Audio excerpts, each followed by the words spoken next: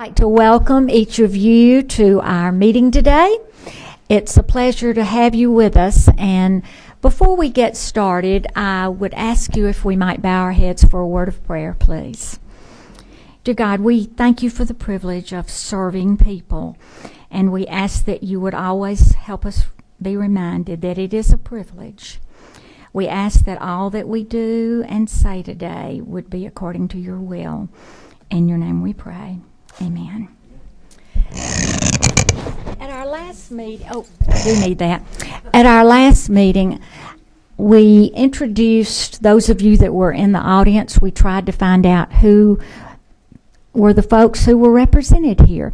But I forgot, as I often do, to do what I should have done, which was to introduce the folks up here or have them to introduce themselves. And so I want to do that today, if you'll bear with me. So let's start with you, Representative Nix. I'm Randy Nix. I represent House District 69, which is Troop Herd in Carroll counties. I'm Valerie Clark, and I represent Gwinnett County, Lawrenceville, and Suwannee. I was a high school principal, and before that I was a middle school principal, and before that a teacher. So I have a great stake in this wonderful meeting.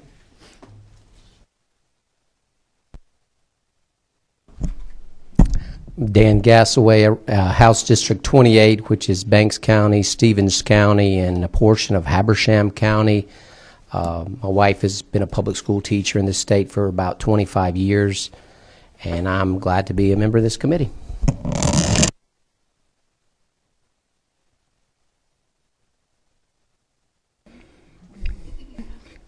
Courtney Gillum, I'm the policy analyst for the Education Committee and assigned currently to the School Counselor Study Committee, and been here for 4 years.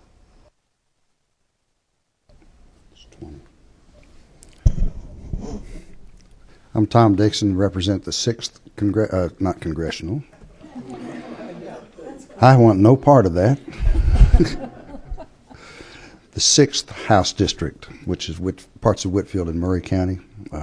If we're all going to list our education credits, I spent 35 years in the Whitfield County system, everything from maintenance and bus driver all the way up to superintendent. So I was never a school counselor, though. How do you give mine on that? I guess I should say I spent time in the school counselor's office. As well as the principal's office, I'm sure. Well, we're not going to talk about that. But they both love school counselors, I'm sure. And we appreciate Betsy being with us, who is an attorney, and we're grateful to have her expertise. We have one other member that I think is coming. Dr. Hawkins will probably be slipping in.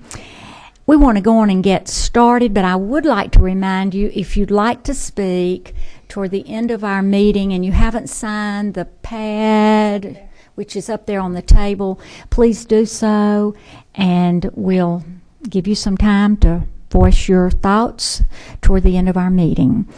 And we're going to get started today by hearing from Dr. Gary McGivney. And I appreciate Dr. McGivney coming so much. Come on, wherever you'd like to be, Dr. McGivney. You want to sit? Okay. Oh. Wait just a minute. We have an apology before you start, Dr. McGivney. Not about you. Well, we can do that, too. Now, those of you who came from the same meetings that I came from, you all are welcome to continue to eat like I'm going to. Thank you. Dr. McGivney is kind enough to speak to us today, and then he's going to slip out quickly because he has to speak at a meeting in Augusta. I think he said at 5 o'clock, so he's going to be hurrying. Thank you, Dr. McGivney. Thank you, Madam Chair. And other members of the committee, thanks for the opportunity to be here today. I'm Gary McGivney with the Georgia Department of Education. As far as pedigrees, I need to let you know, because I think it's relevant also, that prior to coming to the Department of Education 8 years ago, I worked in the DeKalb school system for 3 decades. And one of the jobs I had was Deputy Superintendent of Support Services, which meant, among other things, that I supervised over 300 school counselors, 75 school psychologists, and over 100 social workers, plus special education, transportation, and a number of other things. In DeKalb at that time, and you can tell that was a few years ago, we embraced the American School Counselors Association, the ASCA model for counseling programs. In fact, at that time, DeKalb had more ASCA approved schools than any other school system in the state of Georgia. In fact, we had the second most ASCA approved schools in the nation. So I embraced the program models advocated by ASCA, and I do know something about how school counselors and school counseling programs operate, and I know it from a programmatic point of view, but also I could tell you many, many stories where school counselors help students and even save the lives of students.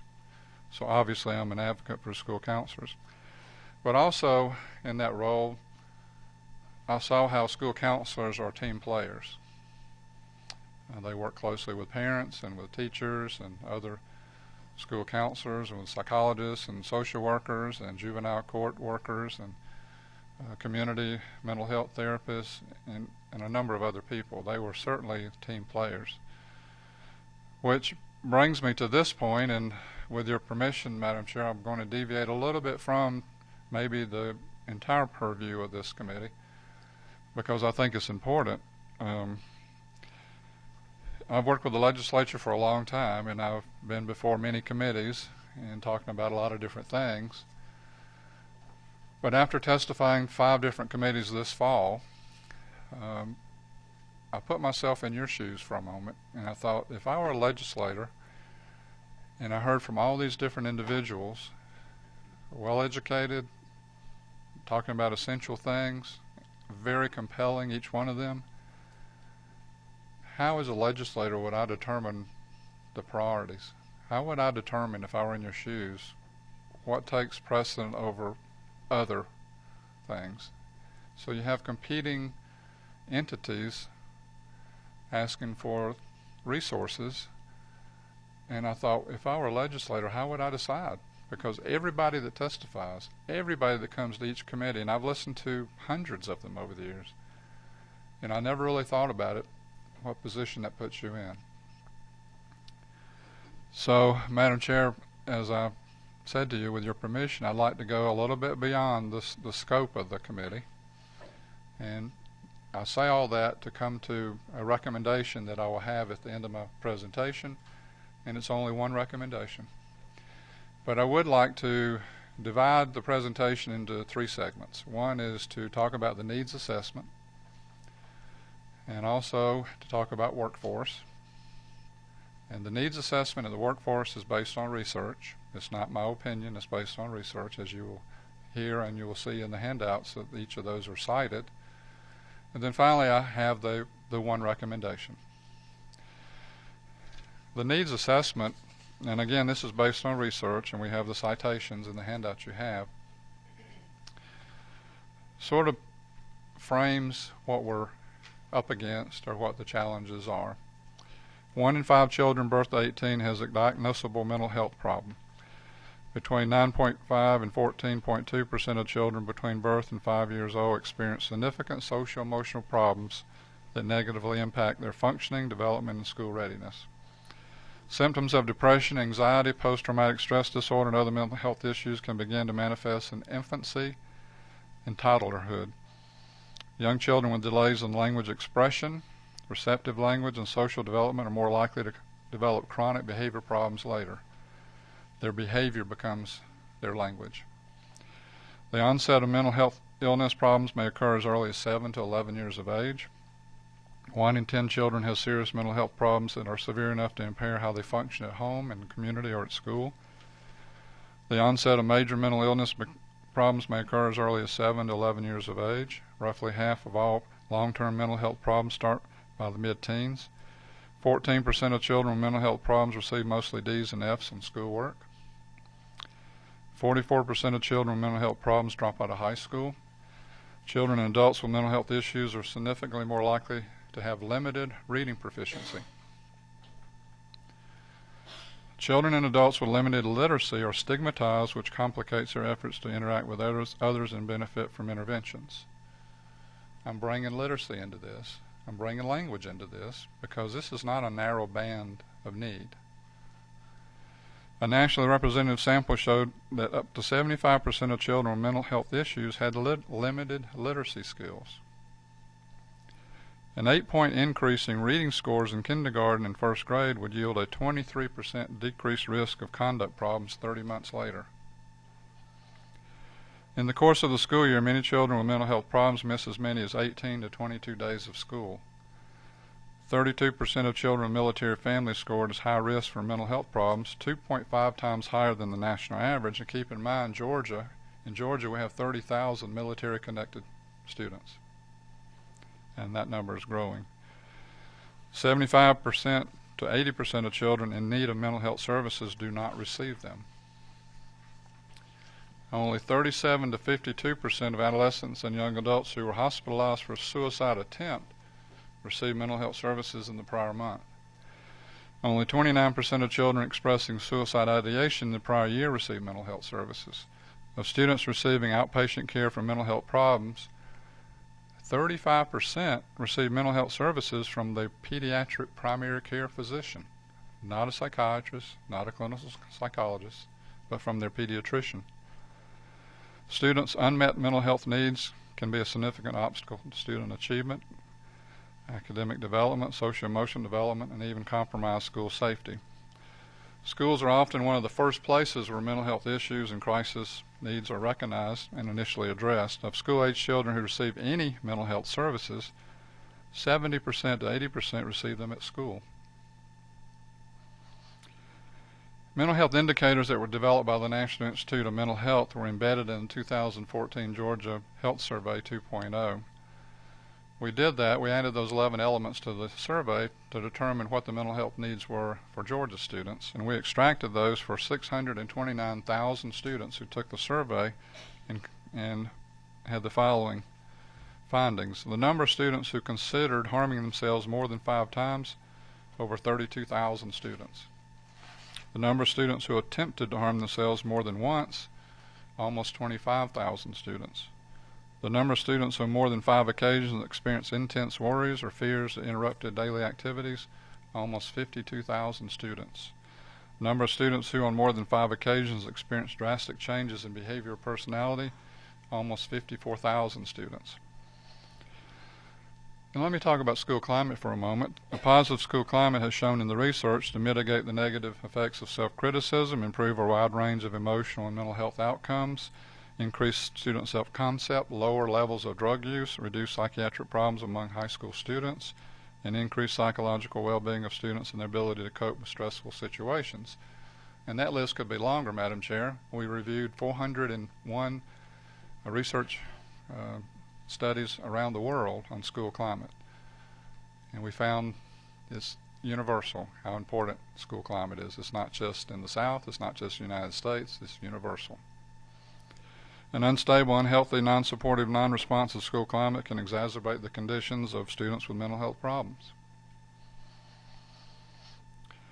And let me pause, if I may, for just a moment on that point there. And let me step out of my role as a DOE for just a moment, if I may, because this is my opinion and not the official opinion of the Department of Education. We have wasted millions of dollars for projects and programs that we put into a school that had an unstable school climate. And then we criticize that project or program because it didn't work. It never had a chance.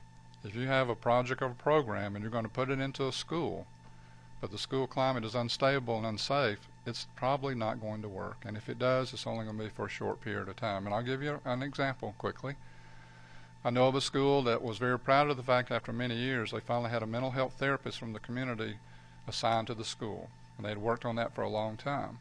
And that came to fruition. The mental health therapist worked with students individually and as groups for a year. At the end of the year, the school and the school system said there's no indication that it helped at all. But if you do an autopsy of that project and that program, this is what you would find. students who went to that therapist and had a good session would go into the hallway and be pushed up against the locker, go into the classroom, and be yelled at by the teacher. So what chance did it have? It should have effective group sessions with students who felt good about that and went back to the same thing, an unstable, unsafe, uncaring, lack of engagement school climate. So then that program is jettisoned. It's no longer in that school. And then the talk is, well, we don't need to do that because it, quote, didn't work.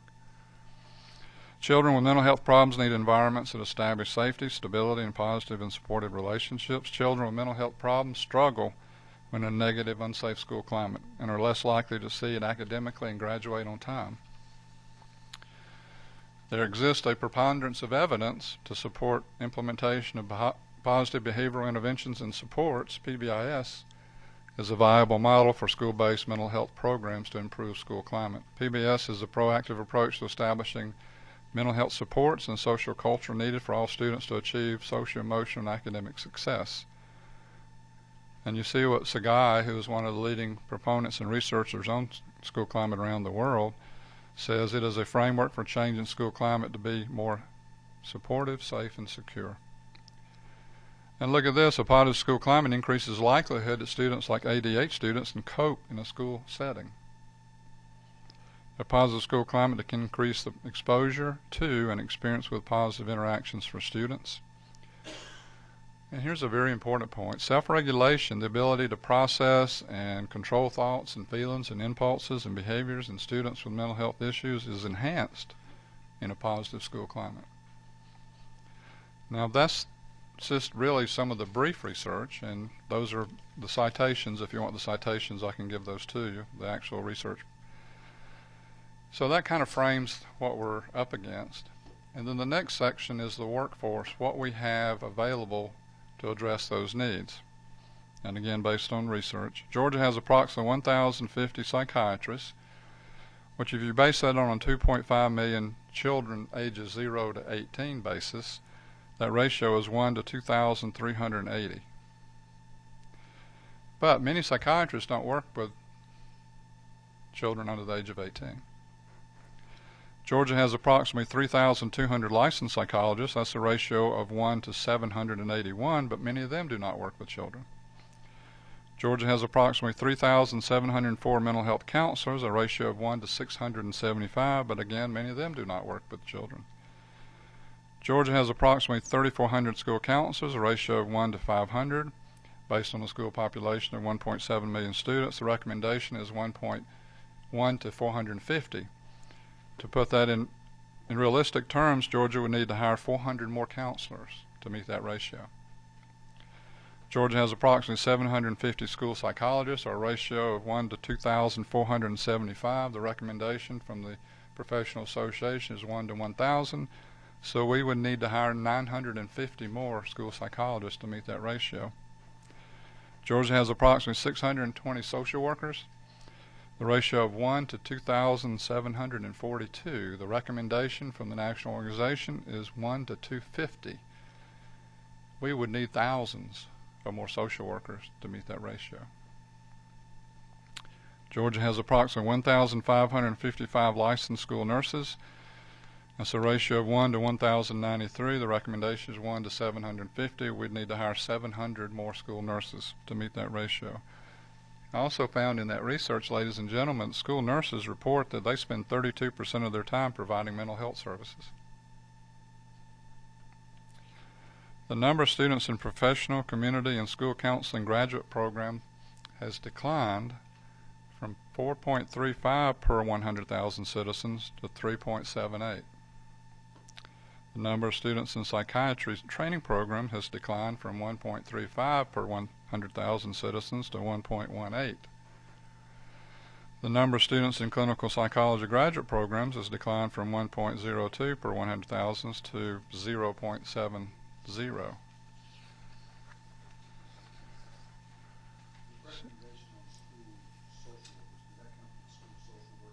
Association. Yes, the National Association. Yeah.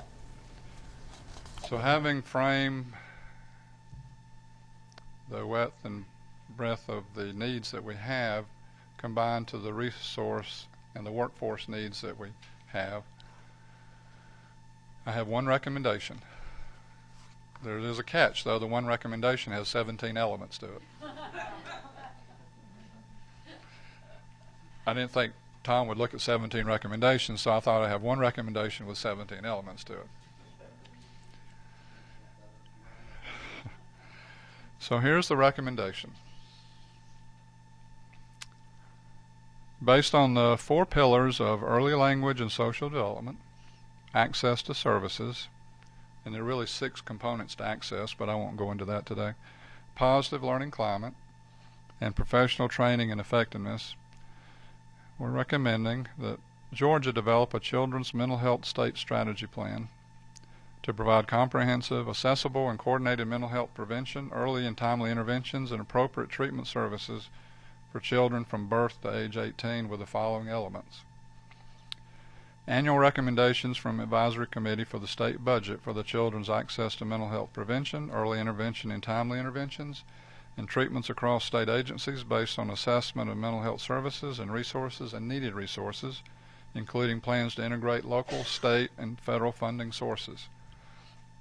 Develop a state mental health workforce plan across state agencies with a managed and budgeted scale-up plan that includes, as a combined mental health services group, psychiatrists, psychologists, clinical social workers, mental health counselors and therapists, school nurses, school counselors, school psychologists, and school social workers. For mental health workforce development incentives, offer student loan forgiveness in exchange for committed time of a minimum of 3 years to serve Georgia's children. Develop a community psychiatry fellowship program, which is a public-private partnership with universities. For example, a 70% grant fellowship grant and then 30% from state sources. There are examples of this: the New York Columbia University model, the Connecticut Yale University model, and the Texas University of Texas Southwestern model. Add psychiatry training in medical school rotations. And the next one is related to that: expand mental health training of pediatric primary care physicians to provide the mental health services for children. You recall the research earlier showing that 35% of the mental health services are provided by pediatricians. Develop a clearinghouse of children's mental health research and best practices within the comprehensive plan to disseminate to schools, practitioners, and others through training, technical assistance, and educational materials. Expand PBIS to provide full-time school climate specialists at each RESA to augment efforts to improve school climate, to improve the conditions for learning and for students with mental health issues. Expand implementation of PBS to early learning centers to support social, emotional, intellectual, and behavior development and linked to K-3. You may not know this, ladies and gentlemen, but the expulsion rate of preschool is higher than the expulsion rate of high school. Yes, you heard me correct. Now you think, well, why is that? Well, you can tie it, a lot of that you can tie back to the lack of language development. Because typically students who are removed from preschool, they have a listening vocabulary of 2,000 words. Students who are not in the behavioral realm and remain in the preschools have 20,000 words in their listening vocabulary. And here's the thing: the behavior becomes their language. The behavior becomes their language. We also know, too, ladies and gentlemen, that kids who do not have the adequate language skills do not develop the vocabulary skills they have to what? Read. And we know, too, from the research that students who are not reading at grade level by 3rd grade become more likely to become a behavior problem. Why is that? Well, they don't have the language, so the behavior becomes the language. They don't have the reading skills, so the behavior becomes the shield from embarrassment.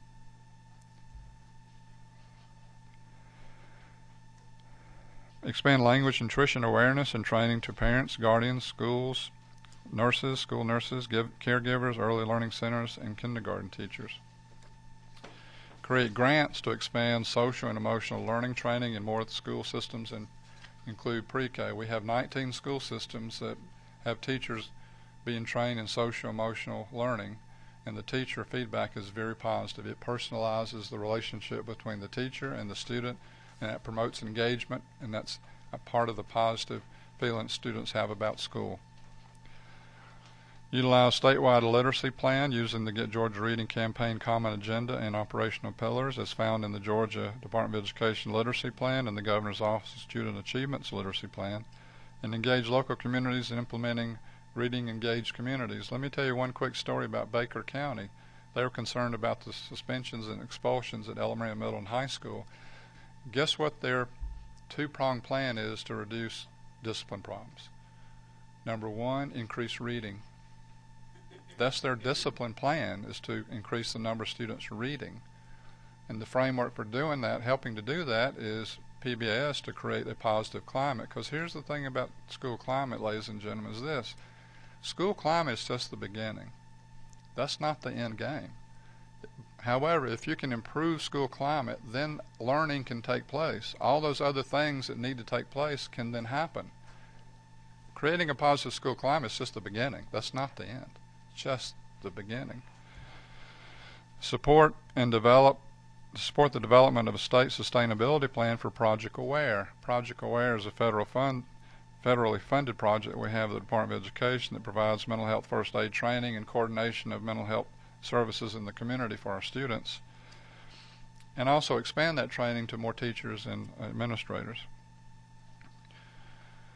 Support the development of a state sustainability plan for Georgia Apex Project, which is out of BHDD, which allows community service boards to work to provide more mental health therapists in the school setting, and provide that as a framework for mental health services and training and collaboration for our children.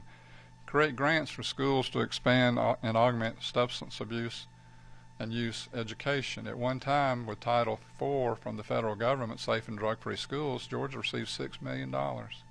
That's all gone. Broaden access to health care and mental health services by expanding telemedicine and telemental health services, and include coordination with care management organizations. And lastly, develop partnerships of facility usage for cross-functioning training opportunities, dissemination of information, and technical assistance between and among community service boards, regional health centers, RESAs, workforce development centers, juvenile courts, University System of Georgia, Technical College System of Georgia, community schools that are in high schools, public libraries, and DFACS offices. Those are strategically located across the state, and I would like to see us at least attempt to have an organized strategic plan that coordinates the use of all those state facilities to help us address some of these problems, especially those related to access. Thank you so much. Thank you. Do you have time for some questions? On your way to Augusta. You alluded to it at the beginning of your remarks, and you were in the same meeting I was in, so you have to know what I'm going to say. All of these are excellent recommendations, and just calling it one recommendation doesn't get you out of prioritizing them, because I don't think there's any way that we can do all those at one time. Now, some of them, yes, there's some of them that can be done concurrently. The cost would be relatively small for some of them, but some of them are going to be expensive. Can you prioritize them? That's in the first part of that. I talked about under A, have the experts come together, and that's part of I think the advantage that we frankly have probably not done. If we have not done it as well as we could, to have a statewide plan and have experts in the various fields to set those priorities that are realistic. And there are some other states that we can look at. For example, in Illinois, they passed a few years ago the Children's Mental Health Act. And basically what that act does is it requires the state to look at priorities based on the needs of the state. And I'm going to sit here and say what I think the priorities are. I have an opinion, but I would defer to the people who work in those various fields of expertise.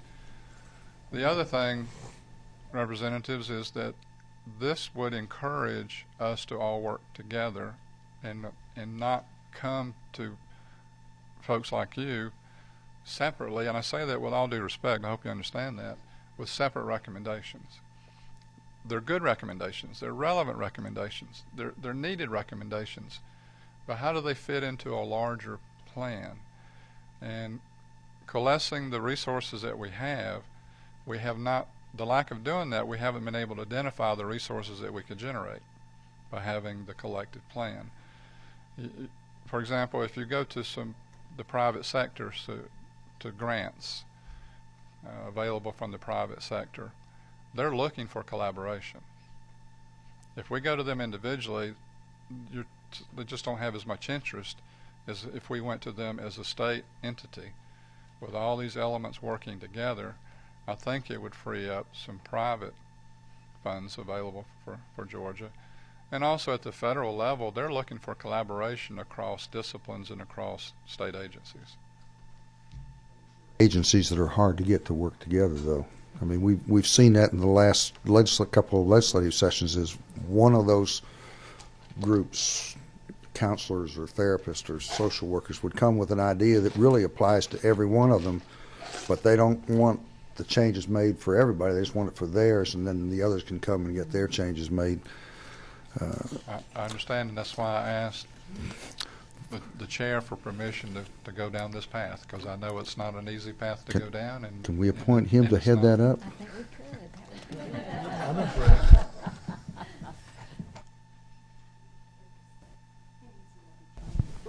Representative Nix, please.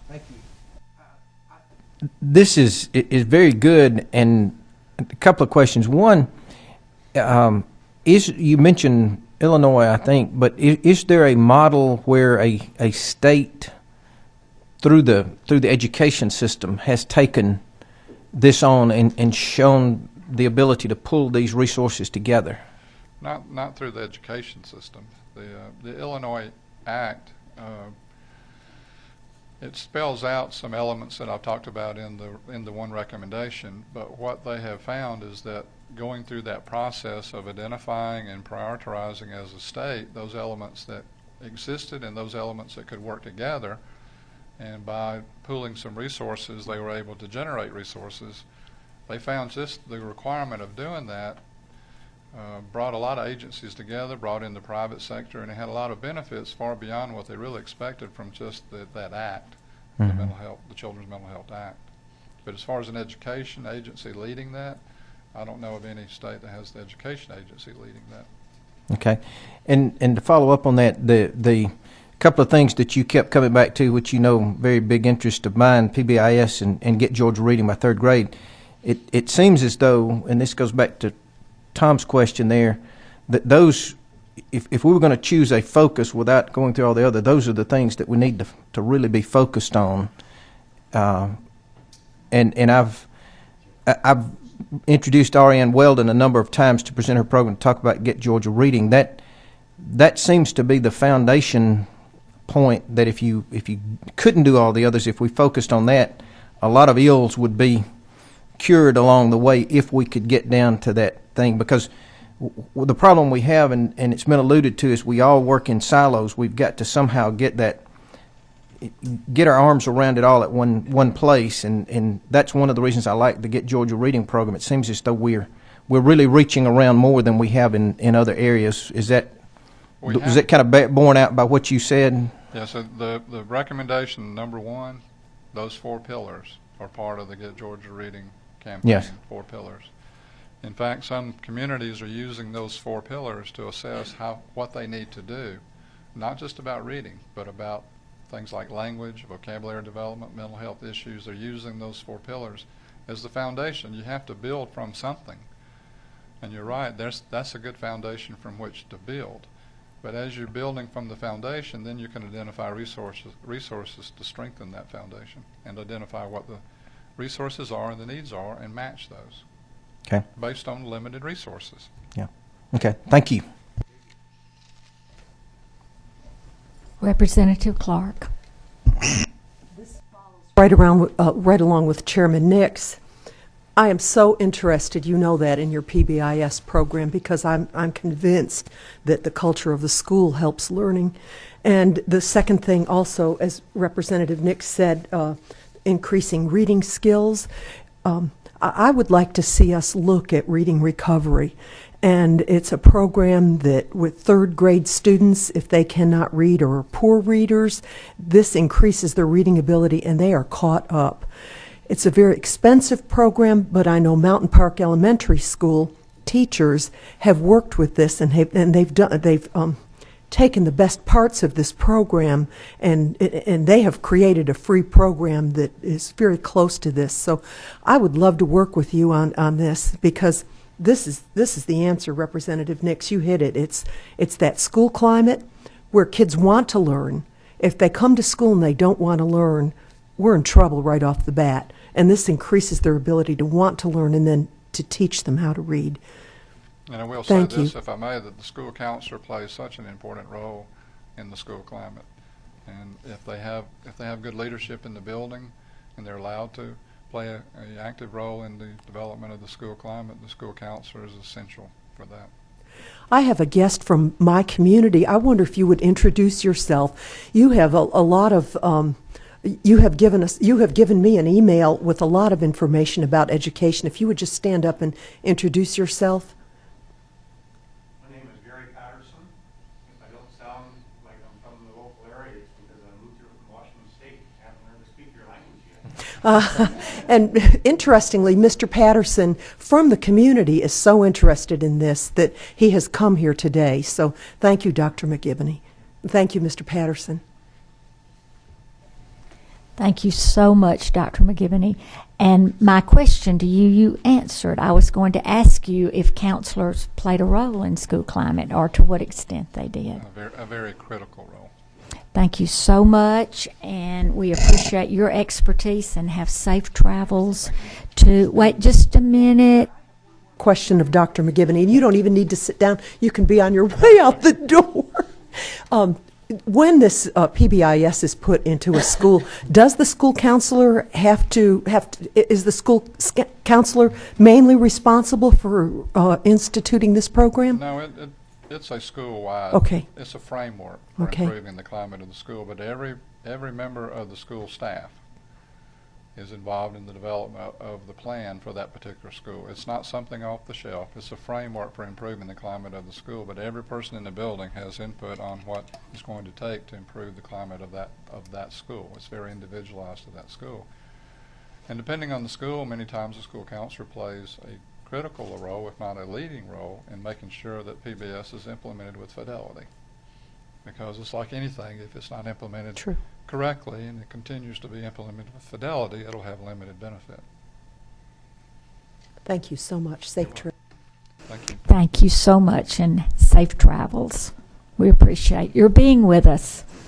And I would just call to the attention of the representatives, there is a list in your folder of acronyms. Some of us said after our first meeting, what does PBIS, what do all these things mean? And I know Dr. McGivney stated that, but you'll have this sheet as just something to which you might refer. And now, Dr. McGivney has set us up well to have our next guest. And we're so glad to have a parent of a young person who has experienced some of the things that Dr. McGivney has spoken about. We're glad to have, rather than the person on your agenda, we have someone else, but we're delighted to have her. We have Miss Shamika Dawson. And Miss Dawson, come on up. And as you're coming, because I believe you said you wanted to sit here too, if we did not say this, and if you did not know it, there are some handouts up here on the table. I think there's some copies of Dr. McGivney's facts that he stated and other information, so please access those. And you may want to access some of the other information that's up there about some of the other presentations. Thank you so much for being with us. You're welcome. Thank you for having me. You may want to talk right into the mic, or we may not be able to hear you. Okay? Can you hear me? Okay. Can we hear now? Yeah. Thank you. All right. So I've been listening to the doctor speak, and one thing I really wanted to share. I have two sons.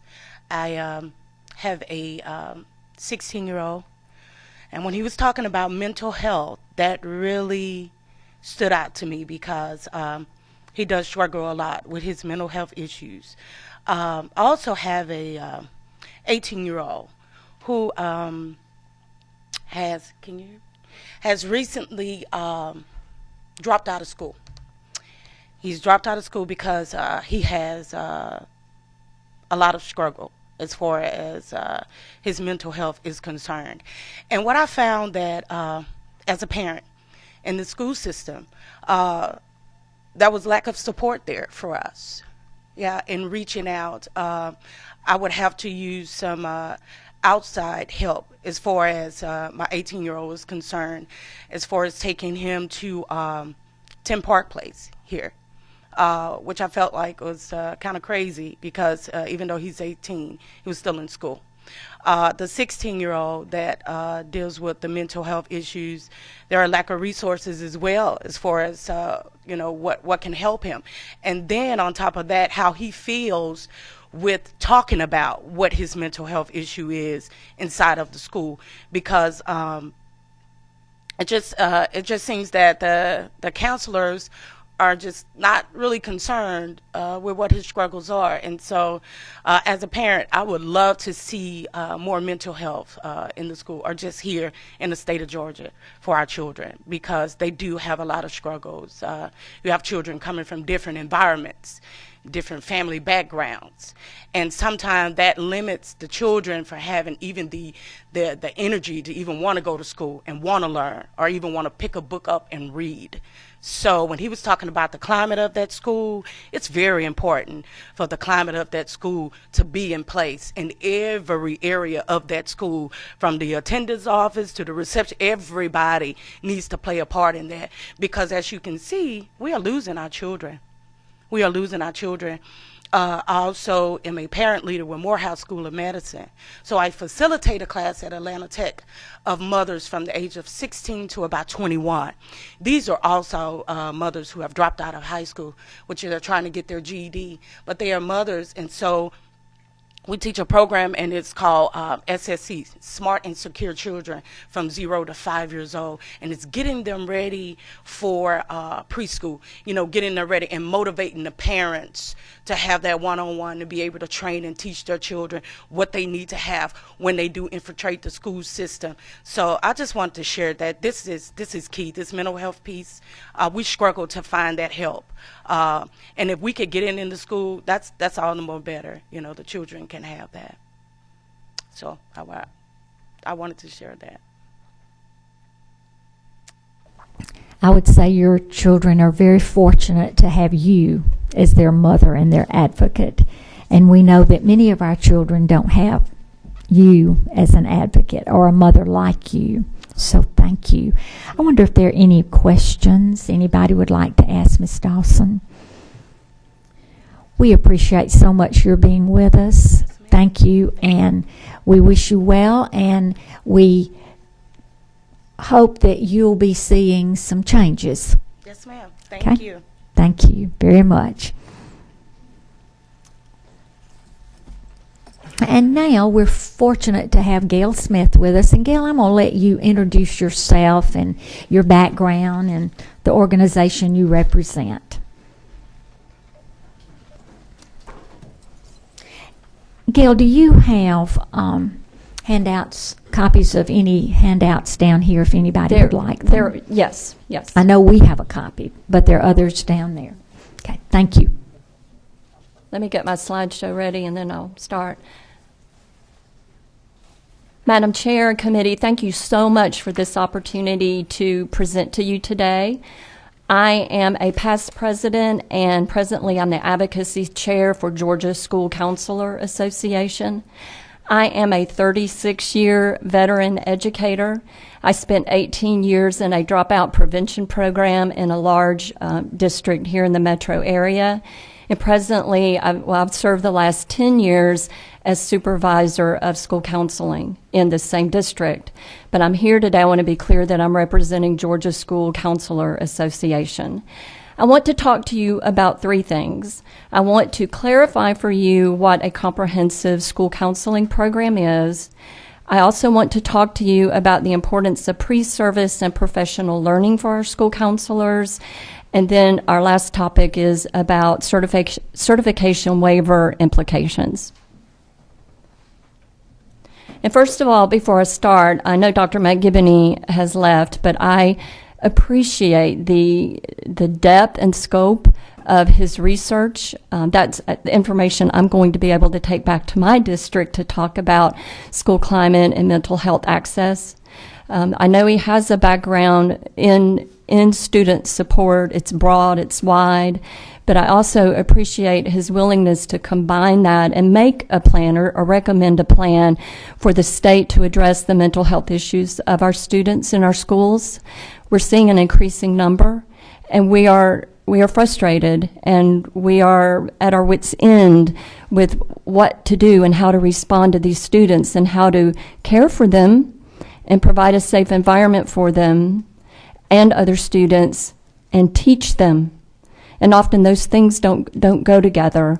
So anything this committee can do in terms of considering his recommendations and the recommendations you're going to hear today about school counseling, I personally would appreciate, and I know that GSCA would appreciate that as well. I was made aware after our last meeting that members of this committee received an email from a concerned constituent about what a comprehensive program is. And you may or may not remember getting the message from her, but because of lack of understanding of what we were asking to do within a comprehensive program, she was not in favor. She too was addressing the bigger picture of mental health needs of students. But after a very friendly and productive telephone conversation with her, we got on the same page. And as we hung up, she said, "Gail, what can I do to support what you are asking to do in terms of school counseling?" And I really appreciate her, first of all, being interested enough in writing a letter to you, but second of all, having that conversation with me and offering her support.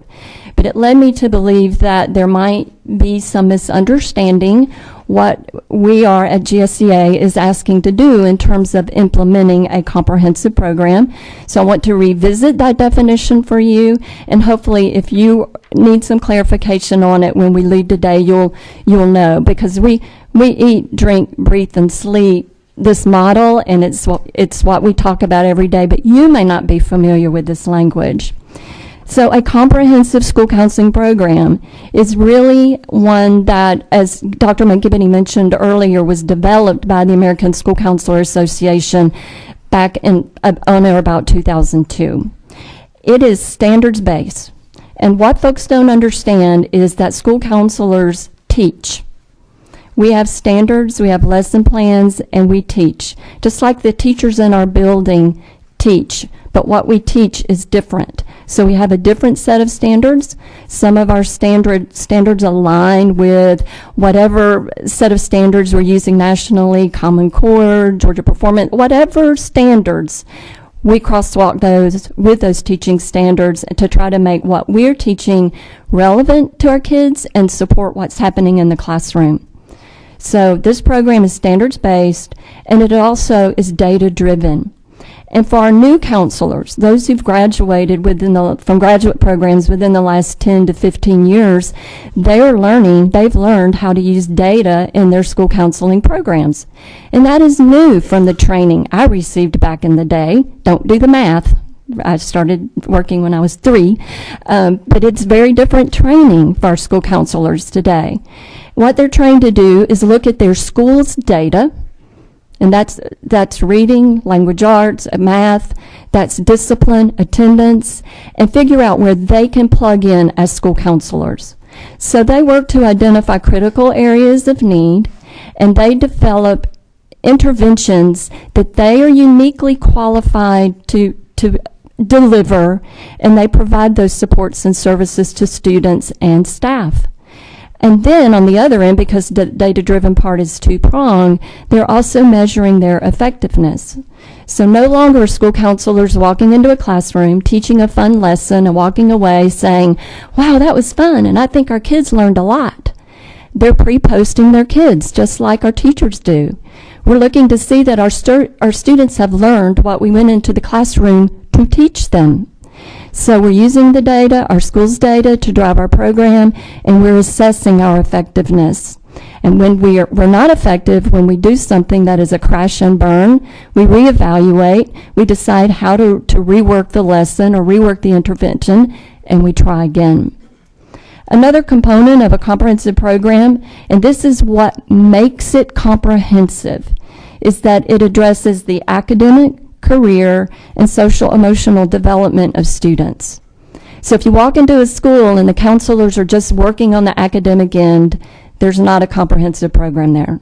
Or if they're working just on the social emotional end, it's not comprehensive.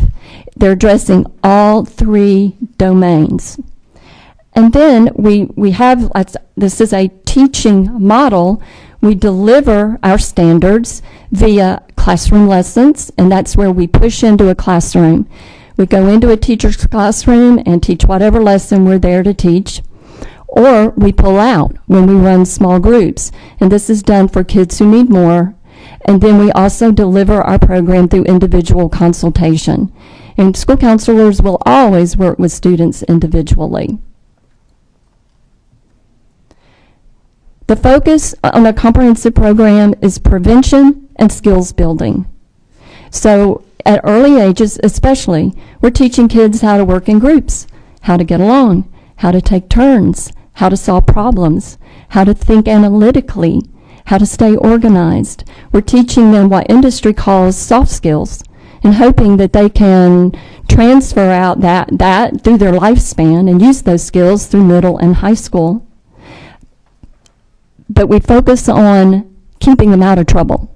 Rather than reacting to the problems that are already in our building, what can we do? What can we teach these children so they can make better decisions, so they can problem solve, so they can accept the consequences for their behavior, rather than waiting until they get in trouble and then calling them into our offices and saying, you shouldn't have done that. The principal's going to suspend you. That's not ever effective. I want to reflect back on Gary's comments because we know we're dealing with an increasing number of mental health issues in our schools. But because of the training, the kind of training our school counselors get in our graduate programs, a comprehensive program is not therapeutic in nature. So we're not doing therapy with kids in our buildings, but we are involved in the early identification of students who may be experiencing mental health issues, so that we can work in a continuum of support services in our schools to get those kids to the help they need. And we're often in our buildings the closest that any child ever comes to mental health services. So those ratios are important because the fewer students we have on our caseload, the more impact we can have on our students. The better we get to know them and the more we can support them and their families. So that where we fit, and when you think about Gary's big picture, where we fit, we're a part of that larger system because we are in schools and we have a captive audience with our students. But I think the big thing that resonates with me about this model, and it's something I'm very passionate about, is this model provides equity and access for all students to a quality school counseling program. When we push into those classrooms, we are guaranteeing that every child gets the information they need to be college and career ready, rather than just the handful of kids who are resilient enough to find their way to the counselor's office or to those parents who know how to work the system and get that appointment with the counselor. Every child deserves this information, and until 10 years ago, 5 years ago, in some parts of the state, not all children were getting this information. Not all children knew to fill in the FAFSA. Not all children knew how to apply for SAT or that they even should take the SAT. Not all kids knew what career opportunities existed for them in their community. But through this model, we can ensure that all kids are getting that information because we're out in the building with the kids, working with them rather than waiting for them to come to us. So here's the pyramid. They say pyramids have magical, mystical powers. I think this one does. It looks like the RTI pyramid. And just to remind you again, because you saw this in our first meeting, is that at Tier 1, all students get the information. This is the prevention part of a comprehensive program. And notice that the pyramid is sitting on top of school strategic planning or school improvement planning, because the data in our school is driving what school counselors do. At Tier 2, we're going to pull out, and we're going to work with some kids who need more. And it might be study skills or organizational skills or anger management skills or time management skills or stress skills. But we're going to teach those smaller groups of kids the things they need to be successful in school. And when some kids need more, we're moving up into a third tier where we're working with those students individually. And this can be on a responsive end, or it can be on an intentional end where we're working with students in advisement. We have all those 8th graders. We see each one of them individually, and we're helping them with their individualized graduation plans. We're talking to freshmen. We're talking to juniors individually to help them become college and career ready. And then when some kids need more, we're going to refer out, and that's Tier 4. And this kind of leaks over into what Dr. McGivney was talking about in terms of the counselors being essential in school climate and school culture, and having a framework for referring our most fragile kids out to the mental health services they need. And that's because of the existing model we have. So I want to move from that quickly to talk about the school counselor preparation. We call it pre-service learning, because you have to have a very specific skill set to be able to do the work of the school counselor. Not everybody can just jump in and be a school counselor without the appropriate training.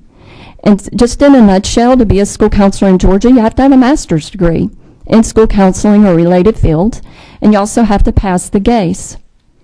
So what does that mean? It means that a school counselor is one of the highest paid employees in a building. There's very few, maybe 4 or 5 positions that require a master's degree to do that job. Being an administrator is one. Being a library media specialist is one. Being a social worker. So we're some of the highest paid people in the building, and we're paid for that degree. I believe they're 12 to 14. I haven't counted them lately, but it's between 12 and 14 colleges in Georgia with graduate school counseling programs. So Georgia is churning out some of the best school counselors, I'm going to say, in the country. So we have access to all these great graduate programs and to all this excellent training. And these programs align, their training aligns with the ASCA National Model, or a comprehensive school counseling program, so the graduates are ready to step into our schools and do this work. In that graduate coursework, it's highly specialized because of the unique skill set our school counselors need. And I've just listed for you some of those things that we need to be able to do as school counselors. And one is that college and career advising piece. We learn our consultation skills. We have some clinical settings where we practice those and get good at it, we hope. We develop and implement effective interventions for students who struggle across the continuum. The kid who's just not getting math, all the way up to those kids who are dealing with mental health issues. We learn how to manage small groups. And we learn how to use data and assessment to support kids. We learn about dealing with suicide, and we learn to do suicide threat assessments. We learn about defects reporting, mandatory reporting. We learn about bullying prevention and how to make our schools safe. And we take that very seriously. And we learn how to recognize students and refer students who are in crisis. And there's more. This is just a little bit of what we learn to do in our graduate programs, and I want you to have an idea of that skill set. Which leads me to my next topic, is school counselor professional learning, because we are uniquely qualified in what we do and what our kids need us to do. And I know that there are, and you know, that there are changes now in certification requirements. I have a quote here off the PSC website, and it says, I have to stand on my tiptoes to read and talk into the mic, I'm sorry. I need a little bench up here. But what I want you to be aware of is that the PSC website says, Since educators working in schools and school districts will engage in job-embedded learning with their colleagues, supported by workshops when needed. And our concern, and I'm speaking of GSCA's concern, at the school counselors, professional learning may be overlooked. If it's job-embedded and happening within the four walls of a school building, and the majority of employees there are teachers. So, and I use the word subject, and maybe that's a harsh word to use, but our school counselors will be receiving professional learning designed for teachers, driven by the needs of our instructional specialist, rather than getting the professional learning that meets the specific needs of our profession.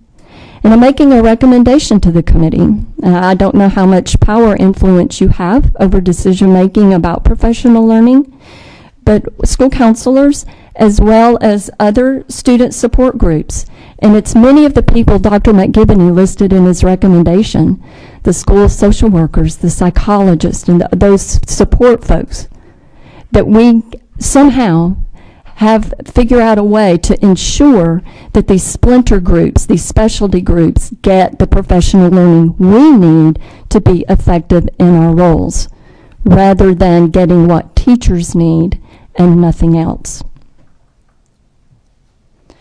And then the last topic I want to bring up for you is you've got a picture of what a comprehensive program is, and I've talked to you about how school counselors are trained, and I've asked you to consider a recommendation for our professional learning. But there's another concern on the radar screen for school counseling, and that has to do with the flexibility under IE Square and charter systems and the certification waiver. Because under this, a school or a district can apply a certification waiver and hire anybody to be a school counselor. And we have a concern about that because our training is highly specialized. And it concerns me that there might be a situation where an administrator or superintendent is looking at a teacher and thinking, wow, this teacher really, they get along with the kids, and the kids seem drawn to this person, and wow, this person would be a good counselor because they're a good listener, and apply for the waiver and hire somebody who has no training to do what a certified school counselor actually has to do in the building. So I'm making another recommendation, and I'm asking you to think about exempting school counselors from certification waivers under IE Square and charter system. Because to allow that to happen puts our kids at jeopardy. To allow someone who's in the classroom and gets along with kids to all of a sudden be tapped as a school counselor without that training puts those children at risk. And at the end of the day, we're all here about the safety and well-being of our children. So we would hate for a well-meaning or well-intentioned decision to backfire and to hurt children. I have finished with my presentation, and I welcome any of your questions or comments. I've left my contact information there on that slide for you. And again, I just want to thank you for your time and your willingness to listen today. Thank you. I think we do have some questions. Okay. You brought up good points about the certification issues. Currently, I've not heard of any systems that are looking to do that with counselors, although the loophole is there. We are seeing more of that kind of activity, not necessarily with counselors. I'm asking you if you know of any with charter schools, because they typically do exempt from certification requirements. Are charter schools employing counselors, and if they are they certified counselors? I can't speak for the whole state, but of the schools, the charter schools I'm aware of are hiring certified school counselors. But there may be situations I'm not aware of. Thank you. Okay. Okay, Chair. Thank you. I don't know that you started at 3, but if you've been there 30 years, they definitely they did something wrong with the Child Labor Act when you started. But a question I have is, as I look back on going to school, can you give me a timeline on the growth of the profession of school counselors and how it has progressed? When I was in school, back when we rode horses to school, a long time ago, we had a teacher who maybe taught with us just a little bit about going to college. We didn't have a school nurse. I don't think we had anybody who was, quote, a counselor. Can you give me the timeline on the growth of this profession and how we got from there to here? I can give you the long version or the short version because I know the history of school counseling. Probably the short version. The short version. And I may be making a point, as you probably have already figured out. Absolutely. So. I've been in school a while, and all I remember from my own experience was having a high school counselor who talked. I maybe met with him once to get my college application signed, and that was the limit of it. It was not a model where the counselors were out in the building working with kids. But I do know, and I believe this date is correct, in 1993, Georgia made the decision to fund school counseling positions for elementary schools, which was huge. The state hired hundreds and hundreds of school counselors to work at the elementary level. And we were very progressive at that time to add school counselors at the elementary level because other states were cutting counseling programs altogether. So I do know that date. I know that's when we became a K-12 for school counseling. Those old ratios of 1 to 642 for middle school, those have been around as long as I've been a school counselor. So even before I was 3. But in terms of the growth or the up step in school counseling and how we got today, I don't know the whole history on that. Okay, and I think, as you could probably figure out where I'm going on that. When I was in school, our children came from fairly stable families, usually a 2-parent family. And unfortunately, our communities are reflected in our schools. And how much of the resources we're directing here, it's like we're trying to fix what got broke that we didn't break. The resources we would put into this, would we be better to put those back into the community so it's not broke when we get there? You're asking me to answer that. No, I'm just making a reflection. Because you know where I'm going with that answer. I'm just making a reflection on how we got here. Right. I'm 63 years old. It wasn't in the 18th century that I came along, but the shift has been not so much in the schools as it has in the families, and the product that we're the things that we're having to deal with are just so different. Are we focusing? It's kind of like the reading by 3rd grade and going back to the trying to help the young mother before the child is born. Do we need to be focusing a lot more resources there so that we don't get to this point where we've got to have it all when they get into school? Well, and I would love to say yes, that model would work. But unfortunately, I don't know that would be the solution to that. Because when kids come into the school building, we're dealing with those social emotional issues and the damage caused by the family and all those social issues that they're bringing into the building with them. But then we have to teach them. And we have to make sure that they're in the classrooms ready to learn. We have a whole advisement piece now in terms of helping kids get college and career ready.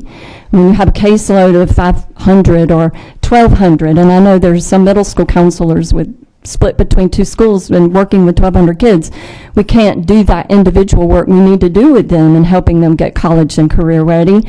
They're not going to learn that at home. They're not going to learn anger management at home, and I don't know that all families are willing to even participate in helping their kids be better. That's negative, and I'm sorry. But not all families are equipped to help get their kids ready to be successful and productive in school and to graduate and be productive as citizens. I don't envy your job. I was just making that point as to I how we understand. got from where we were to where we are, and I think you do a great job with what you've got. I wish we could get to the point where we focused more on that college and career, if that's what we could focus on, rather than all of these other issues that, they're unfortunate, but they're things that come into the school from the community. Right. And it's very difficult, I know, to focus on that. Well, in school, if you think of school as a microcosm of the community, and if you look at the community, that's a pretty strong predictor of what's going to be happening in that school. And so as Dr. McGivney talked about changing school climate, we were talking about making the change inside out and hoping that it'll impact the community. And I appreciate that, thinking about it like that. But our students now are bringing in just a myriad of issues that are interfering with their learning and being successful. And we just need them to. I had a teacher one time say, this student will not allow me to teach. Will you talk to this kid so that I can teach? And that's happening all over. Our kids just don't know what to do. They're not learning those skills at home. So, and I want to go back to this model for a minute, because under this model, when it's working like it's supposed to work, we can teach them those skills because they're not getting them at home. Okay, thank you. I hope I answered your question. Representative Gazaway. Yeah, I want to first address, it sort of speaks to what y'all been talking about, then I'll get to my question that I had like 10 minutes ago. You know, our state is dramatically changing. I represent 3 counties in Northeast Georgia, and one of those counties has a large poultry processing company, which, and I'm very young compared to these other characters. You may see that. And Myra Chandler was my school counselor, so you may know Myra. I love Myra Chandler. And but anyway, when I left there, the people that were staffing that poultry processing plant looked very different than the people staffing that today, and spoke a different language. And so that's a new challenge for that community that shows that we're always in flux here in the state, but that's just another example of how we don't know what's coming around the corner. But you mentioned how some were using flexibility to possibly hire less qualified, and I don't want to be negative either, but I just kind of want to move on today. Less qualified people for these positions. My question is, and I represent a county where the high school has about 1,500 students, and they have 2 school counselors for 750, one for 750, 2 for 1,500 high school students. And with the expectations that we're putting on them from a state perspective, that's a very almost impossible task, if not impossible. But one of the counties has a counselor's clerk. So is there any way that we can fund or recommend positions that are assistants? Because now one of these school systems, and I'm not going to name all 3 of my counties have different scenarios. One, the counselors are the testing coordinator, and they have no assistants. One county, they have the counselor's clerk I mentioned, as well as a school social worker who is sort of the coordinator of all the counselors in the county. And then one, they're just kind of a catch-all. Mm-hmm. And I just wonder if there was another position that could help this problem that without being a certified counselor, but still that would also allow the mandate of the certified counselor. Does that make sense? It does make sense, and I think I can answer that. This is my opinion, but our counselors, and you're going to hear some data in a minute from the DOE, but our school counselors spend a significant portion of their day in clerical duties. I know of middle schools where the counselors are in the records room 2 days a week filing, and when we do that, then that clerical job drives a wedge between the counselor and the student. So we're not serving kids. So I'm always an advocate for more clerical support in our schools. Sometimes we're adding a counselor when perhaps 2 clerks for half the salary would solve the issue, would solve the problem, and would allow for more access between the counselor and the children. In terms of a non-certified staff person, I don't know if you guys have any influence, if it's even appropriate to make those kind of recommendations, but clerical support is key for that counselor, and there are many schools where they don't have the clerical support. They do at high school in some places, but not at middle and not at elementary. So the counselor ends up doing that clerical work. Yeah, that's definitely one of my counties. The other county, in lieu of hiring a third counselor, hired a counselor clerk. And that's what I was wondering, if that's really a solution or if that's just kind of a half measure. And I think it depends on what the job description is for that counselor clerk. If they're moving paper and it's something anybody could do, that might be a solution. I know of schools that have earned half allotments and converted a half school counselor allotment to a clerk, and the counselors are not doing clerical work anymore, and they make better use of their time with students. So there's solutions, but if they've hired this clerk to do something a certified counselor is doing, then we're putting our kids at risk. Yeah. Thank you. Thank you. Thank you so much. Thank you. We appreciate your being with us. And now we're going to hear from Dr. Merle Ziegler, who is the program manager for school counseling with DOE. And if I'm saying that wrong, Dr. Ziegler, correct me. And with him, we're glad to have with us Dr. Barbara Weil. Barbara, if you'd wave. And I don't know, Dr. Weil, your correct title, but I do know that school counseling is under the division of CTAE, which is the division in which that you're in charge of? Director. Thank you. I don't know your terminology at DOE. And at our next meeting, we're going to be hearing from Dr. Weil. Thank you, Dr. Ziegler. And folks up here, if you will look at a binder that looks like this, you will see the information to which Dr. Ziegler will be referring. Thank you, Representative Chandler, and thank you again for having me and allowing me to talk about the role of the school counselor. If you remember last committee meeting, you all were given a copy of a survey that we wanted to send out to find out, we've talked about what it should be and find out actually what's going on in the schools currently. We took suggestions that you all made on the survey, made those modifications, and then took that survey to our policy division and asked them to review it and see if it'd be all right to send out to our counselors.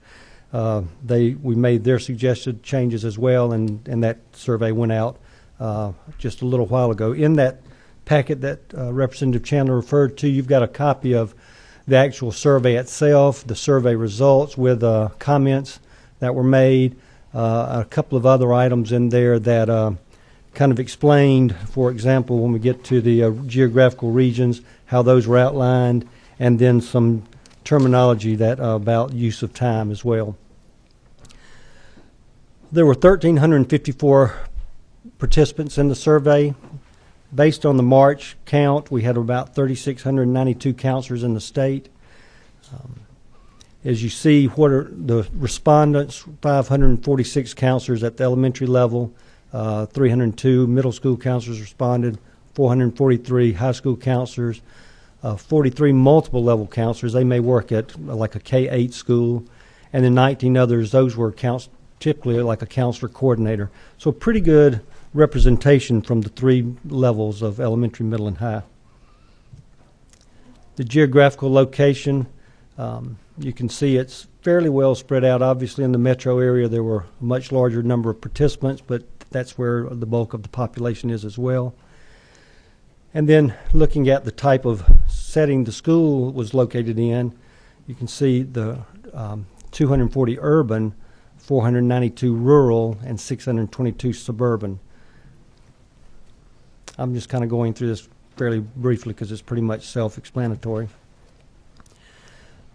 About the number of students on the caseload, of the respondents, there were only 38 that had fewer than 250. and 77 had 251 to 349. As you see, the bulk of the caseloads fell between 450 and 549 students, where 406 counselors responded. That's their caseload. I thought it most interesting with the outlier being fewer than 250 or 650 or above. There was quite a difference in those numbers, where 332 respondents had over 650 students on their caseload. The question came up about licensed professional counselor certification. Gail alluded to counselor preparation, where we go through a master's program designed for counselors. Counseling, some programs are designed to where they focus just on school counseling, others mental health counseling, or some it's just you get the same program, and the difference is primarily your internship and how you get the training at the level. So how many counselors are LPC certified? As you can see, the bulk of them, the majority of the counselors that responded were not. However, there were 151 that were in progress of trying to reach that certification. Mental health obviously is a major topic, and Dr. McGivney did a great job on presenting that. As far as the respondents, these were some, you can see the number of responses about what do they feel is their role in mental health in the school setting. Over 1,000 responded that they are to provide services, including internal and external referral procedures, short-term counseling or crisis intervention focused on mental health, or situational. Situational being something like grief or difficult transitions or self-harm. They also felt like their role in mental health was early identification by recognizing warning signs. Over 1,200 respondents with that. Others, 898, responded that they are to provide school-based prevention and universal interventions and or targeted interventions for students with mental health and behavioral health concerns. And then, as we've kind of alluded to, or several of the presentations, only 11 responded that they are to provide long-term mental health counseling.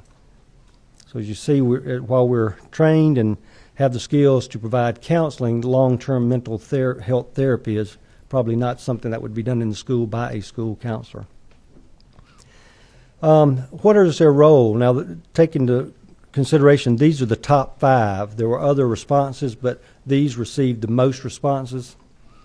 The top 5 roles that a counselor should play in the school: to provide individual and small group counseling services to students, help the school principal identify and resolve student issues, needs, and problems, to collaborate with teachers to present school counseling core curriculum lessons, individual student academic program planning, and provide counseling to students who have disciplinary issues. These, again, were the top 5 responses. In that package, you'll find the other responses if you'd like to see what those may be. Now, these are the top 5 barriers that prevent counselors from fully implementing a comprehensive school counseling program. And Gail did a good job about explaining what a comprehensive school counseling program should look like. One of the most responses were serving as either SST, Student Support Team Coordinator, 504 Coordinator, and RTI Coordinator. And that list of terminology that Representative Chandler referred to tried to identify what those actually are as far as programs. Other barriers were assigned duty, such as bus duty or lunchroom duty. And if you think about it, lunchtime is usually a time where students can come see counselors because they're not in class, they're not missing class time. And it's not a bad thing for a counselor necessarily to be in the lunchroom, but not on where students can have access to them and come up and talk to them. The problem lies with when they aren't able to leave the lunchroom because of their duty, if they should need to go back and talk to that student more privately. I think one of the other representatives alluded to this. They're serving as test coordinators, and fortunately the testing has been relaxed to some degree, but there's still a whole lot. And just speaking from experience, I served as a test coordinator for a few years, and it's time consuming. Scheduling students into classes and then performing disciplinary actions or assigning discipline consequences. The other thing about the test coordinator and the SST and RTI coordinator, those have a lot of ramifications as far as it places the counselor in the role of a supervisor. When you're a test coordinator or SST coordinator, particularly SST, there's a lot of legal responsibilities that go along, and if you don't fully follow the recommendations made or the strategies that are to put in place, that places that counselor in the role where she is to or he is to address that teacher that may not be fully implementing the SST program, or if there is a test irregularity, then that counselor is then put into the role of a supervisor and having to deal with that, and that's really truly an administrative function because they don't have the power to take the necessary action. And then it came up about counselors' evaluations. If you look at the results that's in the packet, there's a long list of how counselors are being evaluated across the state. These were the most common ones listed. They had the Georgia Teacher Evaluation Program that's been around for years, and now the GTOI, the Georgia Teacher Observation Instrument, was used for years. As you know, that's been replaced by the Teacher Keys Effectiveness System. A part of that program was also a Georgia School Counselor Evaluation Program, evaluation instrument, and that was published in 1990. So that's still around, but it may or may not be, I guess, the most appropriate for today's counselors. Some were system created. Some were actually evaluated on the Teacher Keys Effectiveness System, the Counselor Keys, which is, I'm not sure if they've heard the presentation on that, but that's the one that Georgia School Counselors Association, so there are a few systems that are using that. Some aren't evaluated at all. Some are used in job description, classroom observations, and some said they were actually unsure how they were evaluated. These are just some comments about these were recurring themes as the comments were made. The counselor-student ratios are too high. Of course, the coordination of SST, 504, RTI, those take the time away from working with students. Some actually praise their administrators while for working with them and allowing them to do the things they need to do to help the students, while others said that their administrators' level of understanding of school counselors' roles and responsibilities was not very high, and that there was trouble, not trouble, but they were having a hard time working with the students because administrators were using them in a different capacity. Some counselors actually have to have a daily class that they teach, which again takes time away from the students that could be being served in other ways. What their identification in the school, what is it that they really how are they really being used, and they're just catch-all. Whatever needs to be done, if there needs to be a class covered or if there's a duty that needs to be handled. So it's just really how are they being used and how are they identified as a school counselor, the true role that they play. What we've been working on at the Georgia Department of Education is we're wanting to review and revise our Comprehensive School Counseling Program Manual, as well as the Georgia School Counselor Standards, and make sure they're up to date. We want to continue and work with school counselors and try to provide the professional development that Gail mentioned that is so needed, specific to school counseling. And what we're doing right now is also reviewing other states' school counseling models to assist in revising Georgia's model for school counselors. Had a nice conversation with my counterpart at the Alabama Department of Education, and they talked about what they were doing over there, and I'd be happy to share any information with that if you so chose to hear. Of course, recommendations, obviously, that's what Dr. McGinley said there was only one. Well, I don't know what would be the priority, but certainly when we talk about additional personnel, school counselors, and then the other student service providers could be used, whether it be a social worker, school nurses, or school psychologists. And then talk about career development facilitator training, if maybe that might be something that could be funding, working with whether it be an additional counselor for just career development, but someone that would help, and that might free up some of the counselors' time to do some of the mental health issues, personal, social, and academic as well.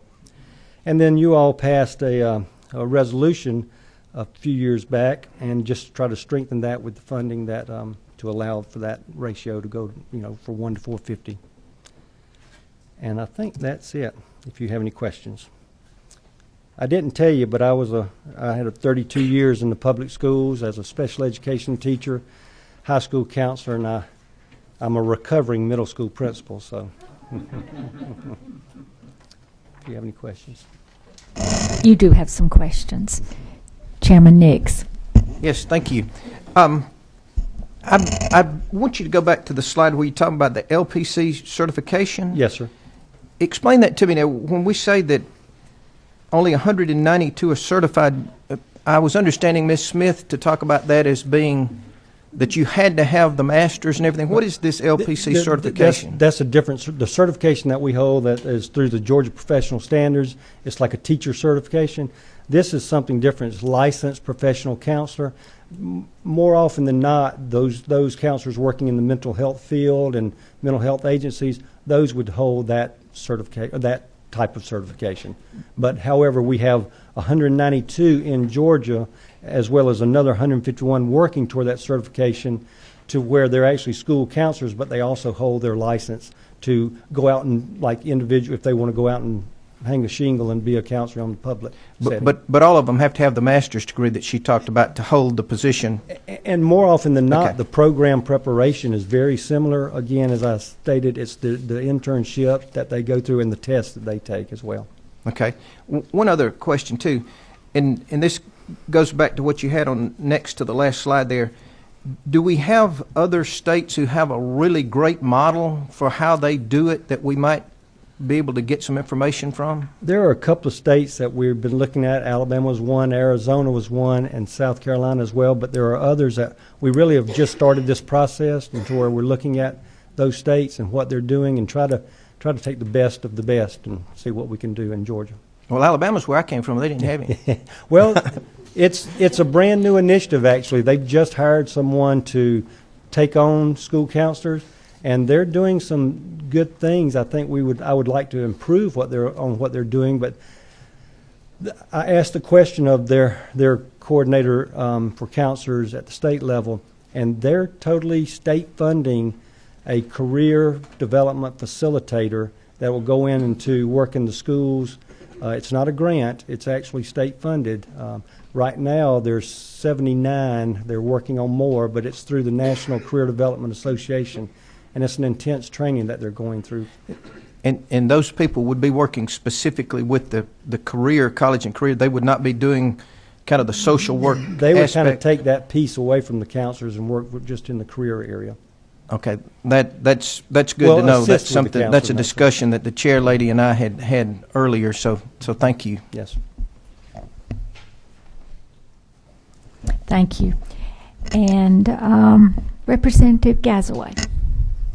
Wanted to get some more information from this data, and I hope this is possible. We don't need it today, but I want to know if there's a geographical connection to these high, sort of high density, bad ratio schools. And I know you've got some data that doesn't. In North Georgia Metro, I'd ask that hopefully we can narrow that down some. I want to see if we have a geographical sort of anomaly with having poor density counselors in rural Georgia, for example. It doesn't sound like from a testimony we took last hearing that it's a metro problem, or at least it's not a North Metro problem.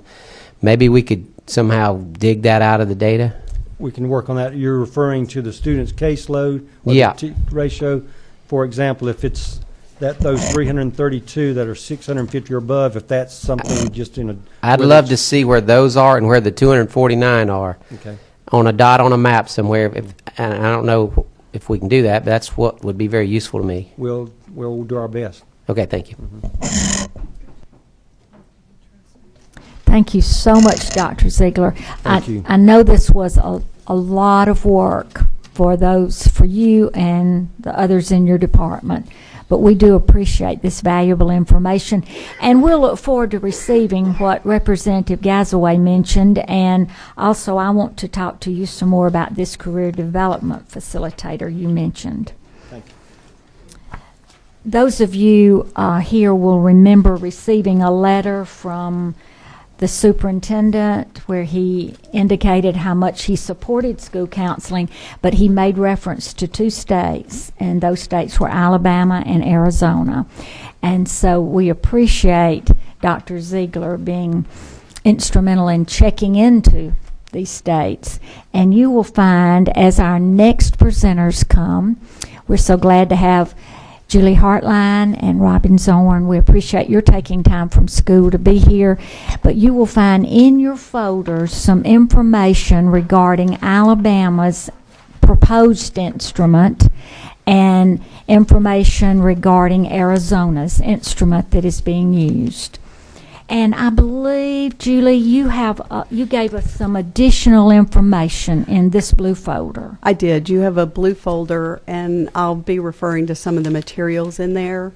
I know you already have the PowerPoint, but that's in there, as well as the Counselor Keys instrument that Dr. Ziegler mentioned. And also, hot off the press is some preliminary data that was collected from the pilot of the Counselor Keys.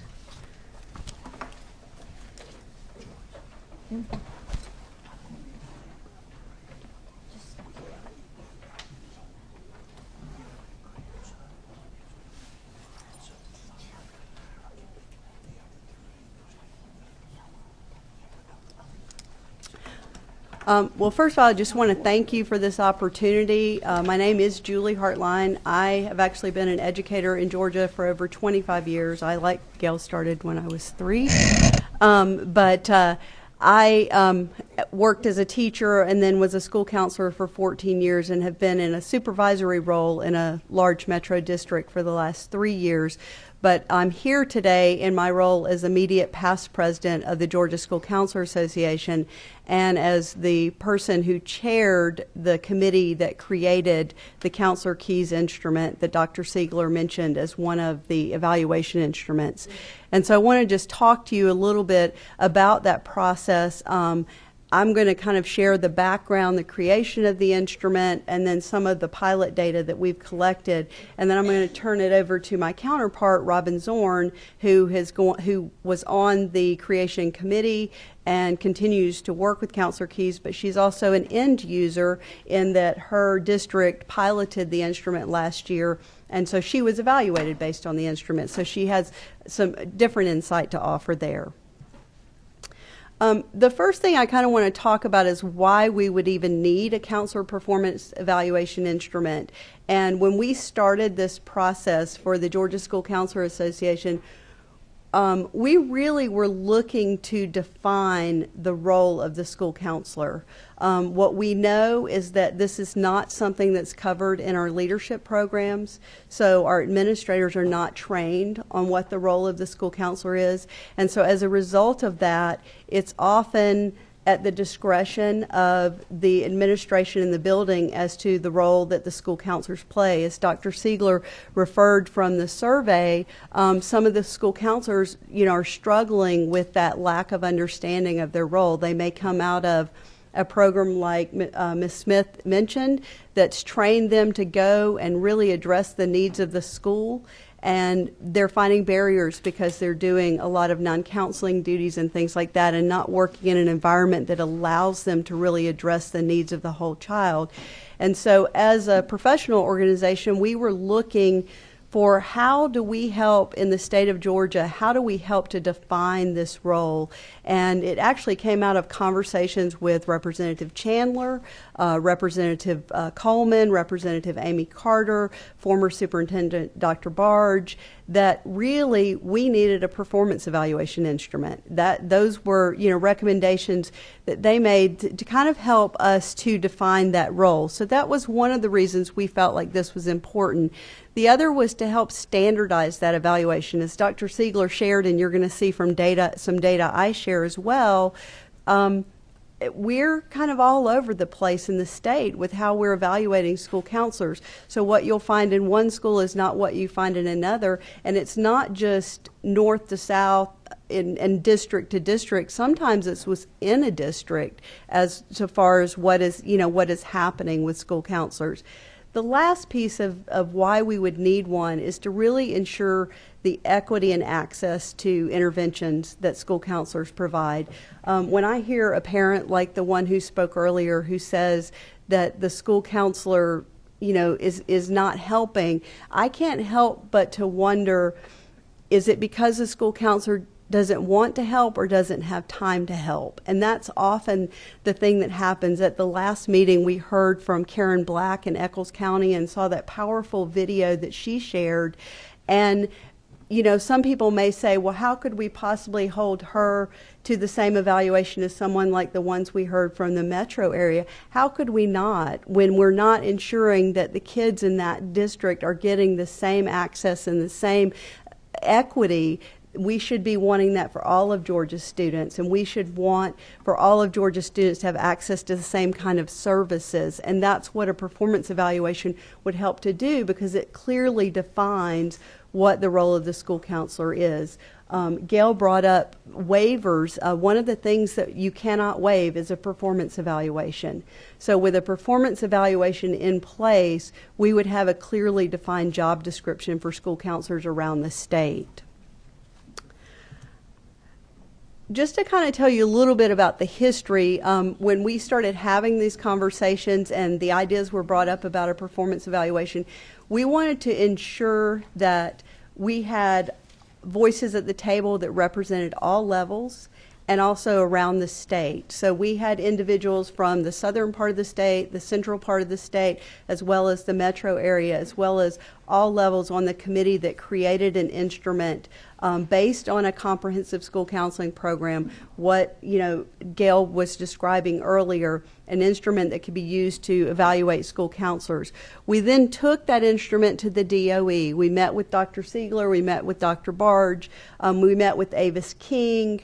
Avis is the one who was primarily working with teacher keys and leader keys at the DOE. So she was able to provide some valuable input as far as things that we needed to do to move forward in working with partnership. And the DOE was, up front with us and said, we think this is a wonderful idea. We don't have the manpower to create this instrument. And so we asked if in partnership, would you be open to our professional organization looking at this? And they were, and we really worked in collaboration with them.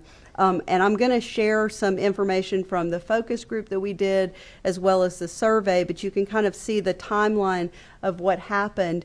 And after working with them for over a year, one of the things, just like Dr. Siegler shared with regards to how we're evaluating school counselors, and it was astonishing to all of us to find out that some school counselors weren't being evaluated. Some weren't sure how they were being evaluated.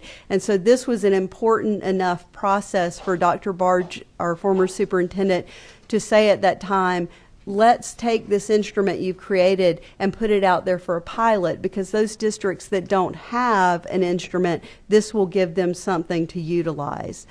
So we did that, and last year, 2014-2015 school year was the pilot year for the instrument. We had over 60 districts initially contact us wanting to pilot the instrument. I'll show you the ones who ended up doing that in just a few moments.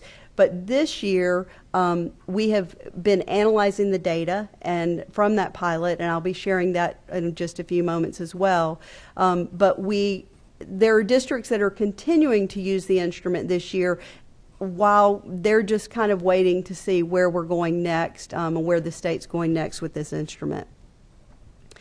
One of the things that the Avis King recommended for us to do was a focus group. And so we took the instrument that was originally created and we took it to a focus group of 25 school counselors. And as you can see from this slide, we had 11 of 12 regions in the state represented in this focus group, which was pretty significant that we were able to cover that many areas of the state. It was represented 17 districts throughout the state, as well as all the levels for school counselors. And one of the questions we asked, like the survey that the DOE sent out recently, was what's your current evaluation? And we found that around a third of the state, or a third of the focus group members were either didn't have an evaluation or were being evaluated on something other than a counselor evaluation. The other thing is we put this evaluation in the hands of this focus group, let them have time to digest it, to talk about it, and then we wanted to see their response to it. And as you can see from this slide, 23 of the 25 participants believed that this evaluation accurately defined what their role should be. There were no one that disagreed, and we only had 2 people who were uncertain. They liked a variety of things about it. They liked that it aligned with the teacher keys and the leader keys, and that was a specific request that the DOE had made because they knew as coming into teacher keys and leader keys, they didn't want administrators to have to learn a whole new format. So we made the counselor keys fit that format. They liked that it aligned with the Ask a National model, as you've heard about from Dr. McGivney earlier. And so there were a number of things that this focus group liked. We took their feedback, went back to the committee, and made some changes to the instrument based on the feedback from this focus group. So it was truly a learning process for all of us. The next thing that we did that was based on the recommendation by the DOE was to survey counselors around the state, similar to what the DOE, Dr. Siegler, did recently. We actually sent that survey out through the CTAE network. And as you can see, and this is the different survey from theirs, but this was back in the spring of 2014. We had over 1,100 participants. You can see we had all work settings covered. We had all parts of the state included in the survey. And again, when we asked the question about what's your current evaluation system, we had more than a third, almost a half of the counselors in the state telling us we're not being evaluated on a counselor-specific instrument. And the fact that we had some, again, who had no evaluation, this was really, when we met and shared this data with Avis King and the group at the DOE, they were really felt like it was almost unethical that we had people with master's level degrees in schools that were not being evaluated appropriately. And what we found out through this process is not only were some of them not being evaluated on a counselor instrument, they were being evaluated on the same instrument as the bus driver or the custodial workers, which is a vastly different job and doing very different things. The other thing we asked on this survey was we wanted to know what counselors' reactions would be to an instrument that was based on a comprehensive school counseling program. Would they want a performance evaluation like that? And you can see from this slide that of over 1,100 participants, 815 said, or 800 and, I'm sorry, I don't have my readers on, 835 said, yes, we would like this. There was a very small number that said no. And so it was, the majority, it was 74% said we want this. And that was important for us to know.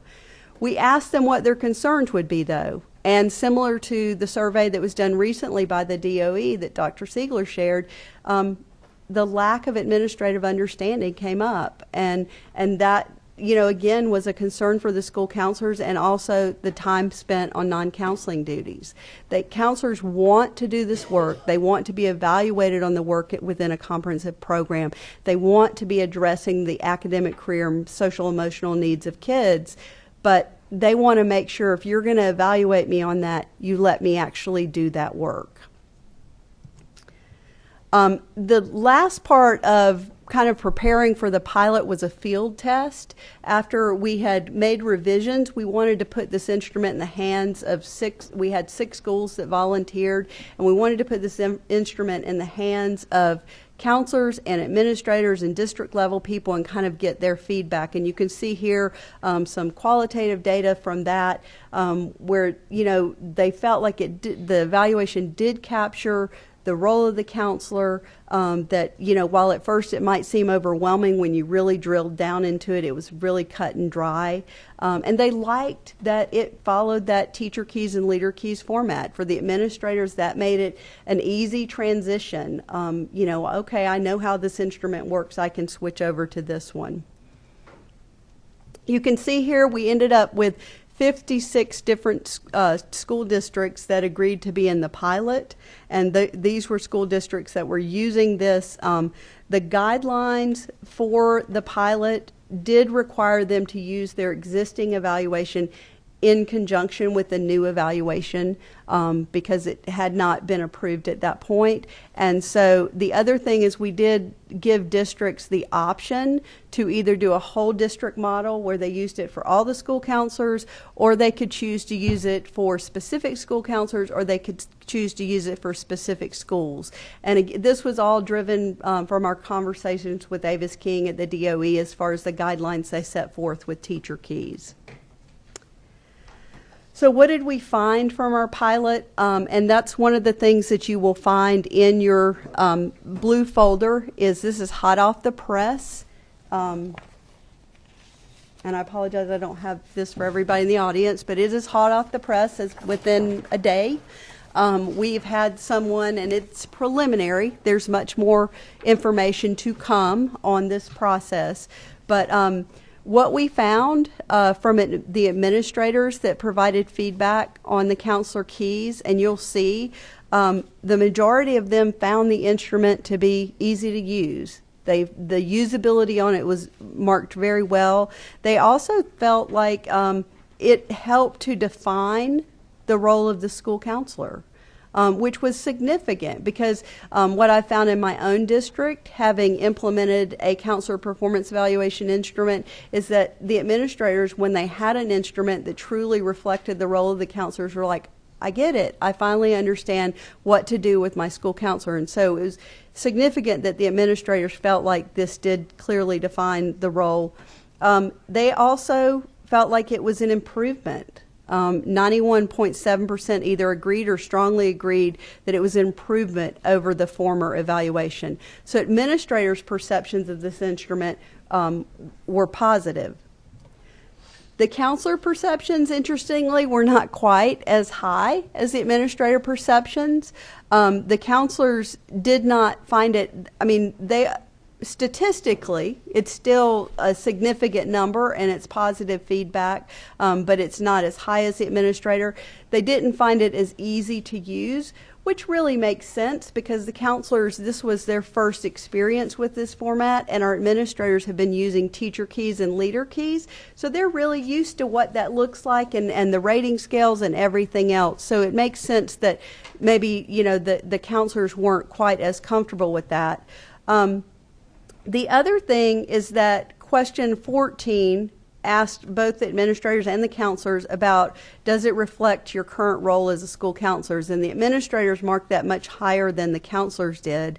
The counselors, and this makes sense because then we went to, and Dr. Richard Cleveland with Georgia Southern is the one who's analyzing this data. He is looking at the qualitative pieces of the evaluation of the instrument.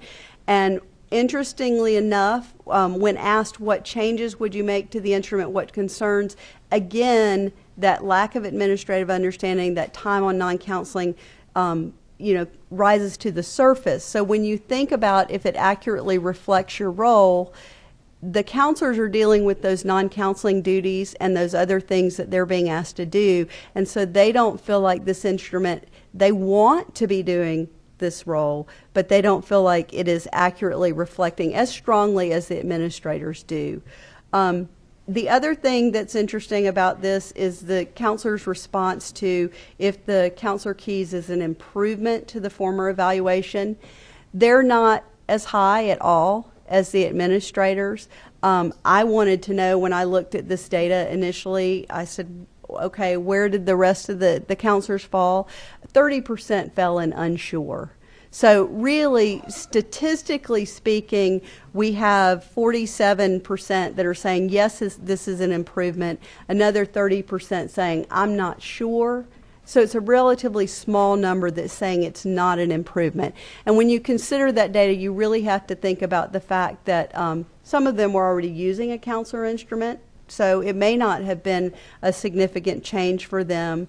And so there are some other things to consider there, but it you know, kind of gives you a clearer picture than just the strongly agree and agree.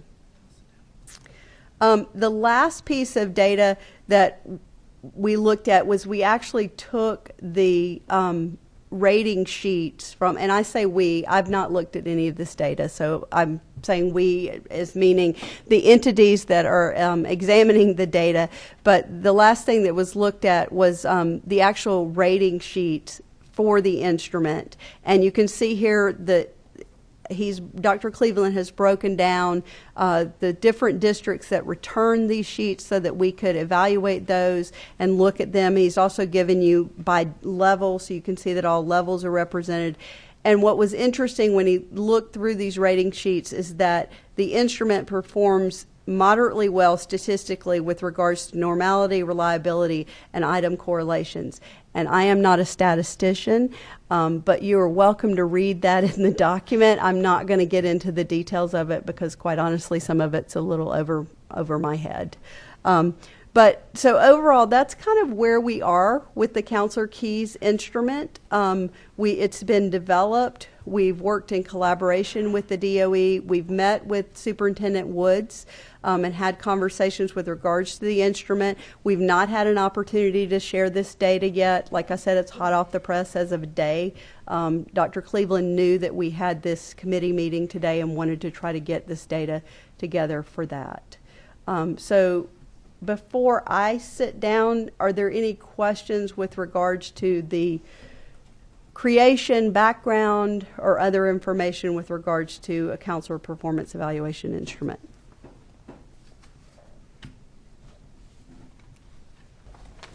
Any questions from any committee members? The only question I had, Julie, you answered, and that was regarding a validity study, and Yes. we are going to get that. Yes. We're glad to have Robin with us. All right, I get to close you all out. Okay. So, as Chairman, Madam Chandler had said, my name is Robin Zorn. I am actually a current school counselor in Gwinnett County, and I've been a elementary school counselor for 21 years. So, what are the school counselors being evaluated on with this counselor evaluation? Gail Smith mentioned earlier about the Ask a National model. So you've heard a lot about this model, and that the Ask a National model was developed in the early 2000s to develop a comprehensive, data-driven school counseling program. And it has 4 different components that are part of the Ask a model, which is accountability, delivery, foundation, and management. So I'm going to share with you a little bit about what it actually is and how we're being evaluated on it.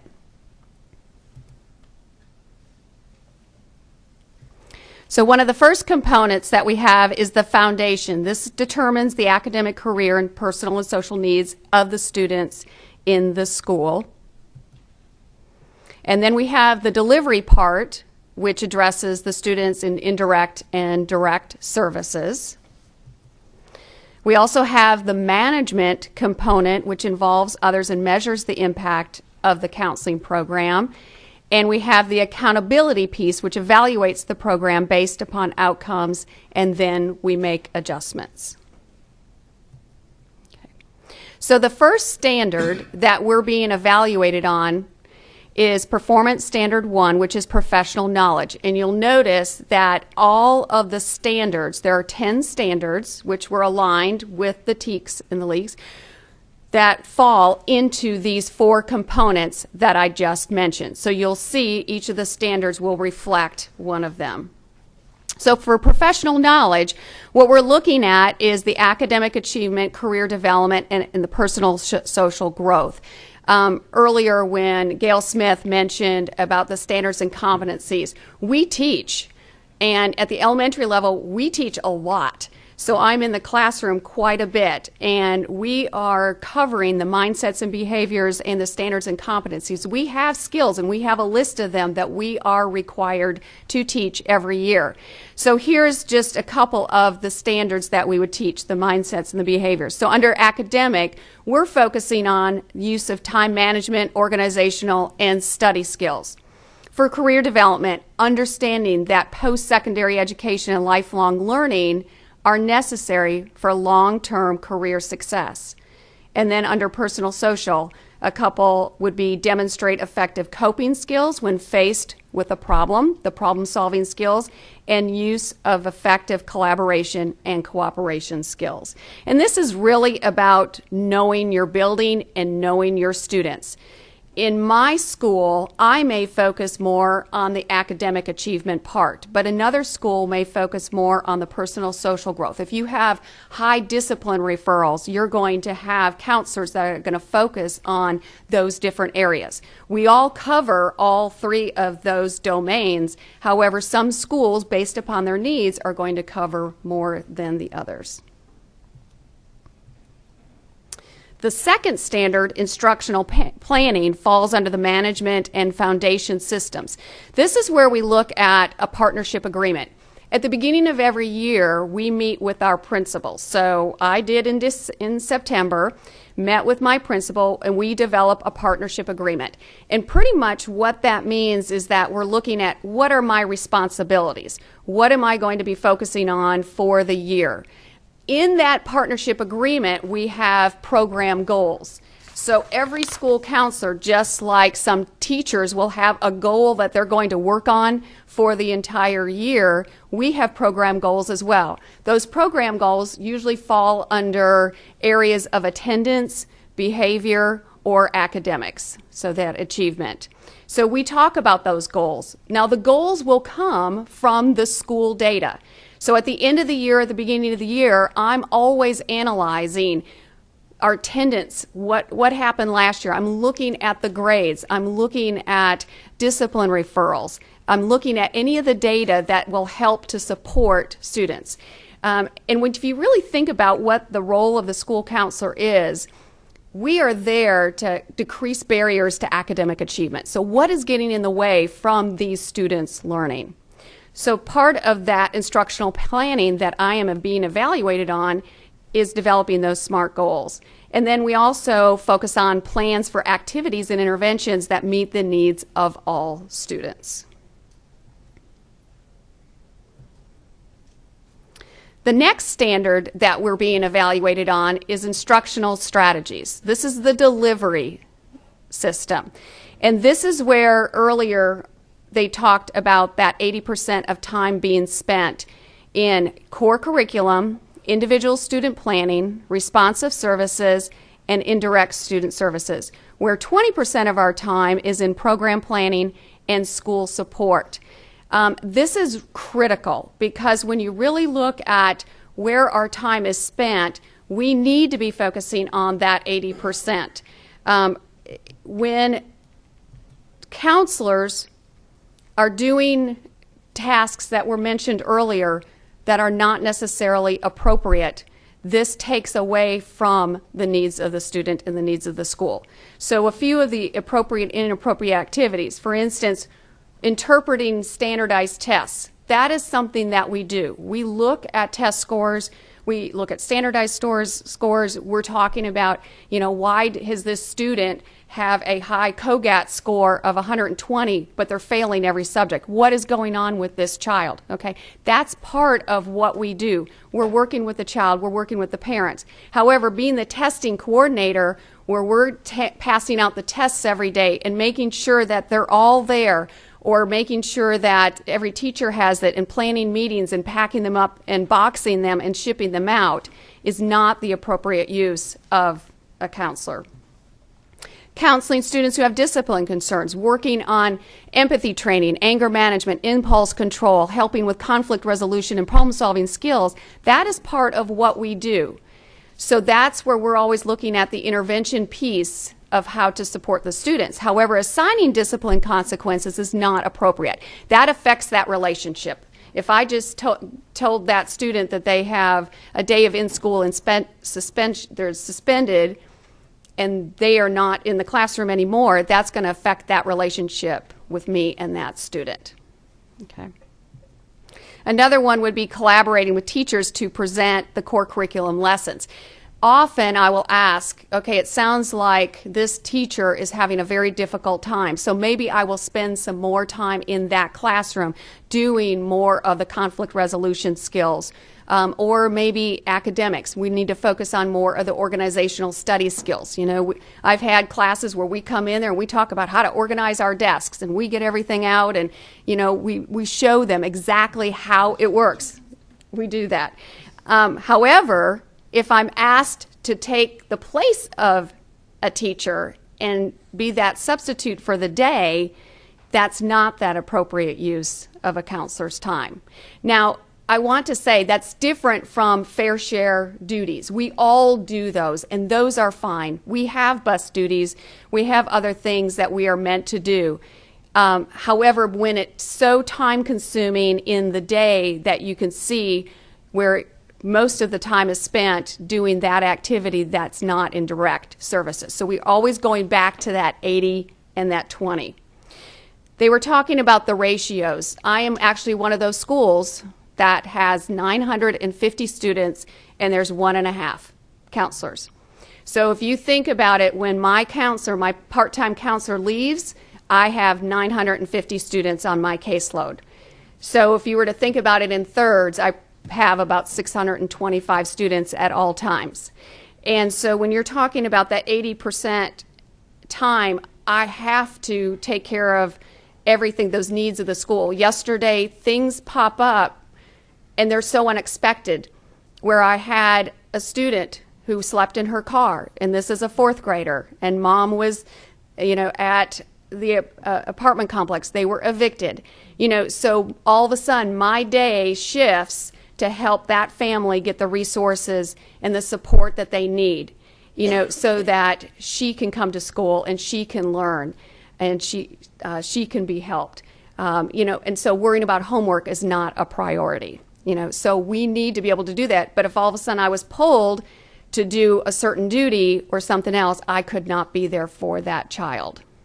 So also, when you think about it, in the state of Georgia, elementary school counselors and counselors, we're not funded to work with special ed students or ESOL or the resource students.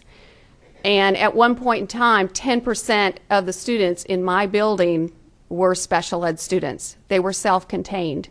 And I probably spend 30% of my year working with some of those students. And so that's the part that's really hard, you know, when we're being evaluated. We need to focus on that 80-20, but those ratios are the things that hurt us the most. Performance Standard 4, individualized instruction. This is where Gail Smith mentioned about small groups or individual student planning, the responsive services. Responsive services was exactly what I did yesterday by helping the family get resources so that they did not have to sleep in the car again. So you looking at things here, counselors may do academic, career, or the personal social. So you see the individual student planning. A counselor might be working with this student here on a 4-year plan. You also have the career where we're looking at interest inventories.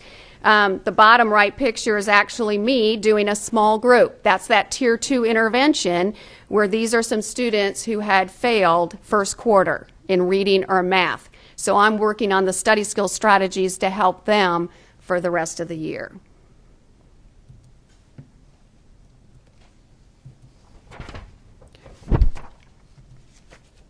Performance Standard 5 that we're being evaluated on is data collection. This falls into the components of accountability and the management systems. And counselors use a variety of strategies and instruments to assess what we are doing at all times. It was mentioned earlier that we're talking about the pre and the post tests. We take those reports on behavior, attendance, and achievement, and we also look at needs assessments. So that was the collection part. Then standard 6 is the data evaluation. Once again, it falls under the component of accountability in the management systems. And this is where we're actually showing the end results. We're showing the results from the core curriculum. These are the lessons that we're talking about, that we're actually teaching in classes. What were the results from that? Small groups that we're doing and closing the gap. Is there an area out there, a subgroup that needs extra attention? Okay. An example, a couple years ago, I had looked at some of the discipline referrals in my building, and I happened to notice that there was a high increase in our discipline referrals, and there were, between boys and girls, 19% more girls were receiving discipline referrals than the boys. So I looked at that data, and that's what I usually try and do at the end of the year and all summer long, is I'll sit and chew on it and I'll think about different things. So these are one of the activities that I created. I always love mentoring as well. So I took the 8th graders from the middle school that my school feeds into, and I had the 8th grade girls come over to the elementary school for 4 times to teach relational aggression skills to our 5th grade girls. And at first I was thinking of just targeting specific students that needed that, and then I realized when I looked at what we were going to be teaching that I felt like all the girls needed it, because this is a kind of a tumultuous time for girls.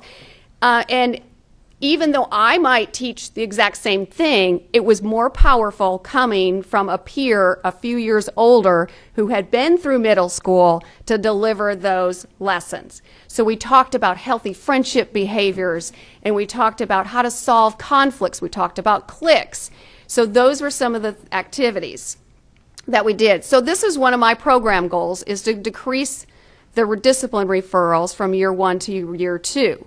So, as we were mentioning earlier, we're collecting that data. We had a pre and a post test. So I was measuring the skills and the attitudes and the behaviors. For skills, I wanted to know do they know how to solve a friendship conflict? How many of them do? We had a huge increase from 62 to 92% that did.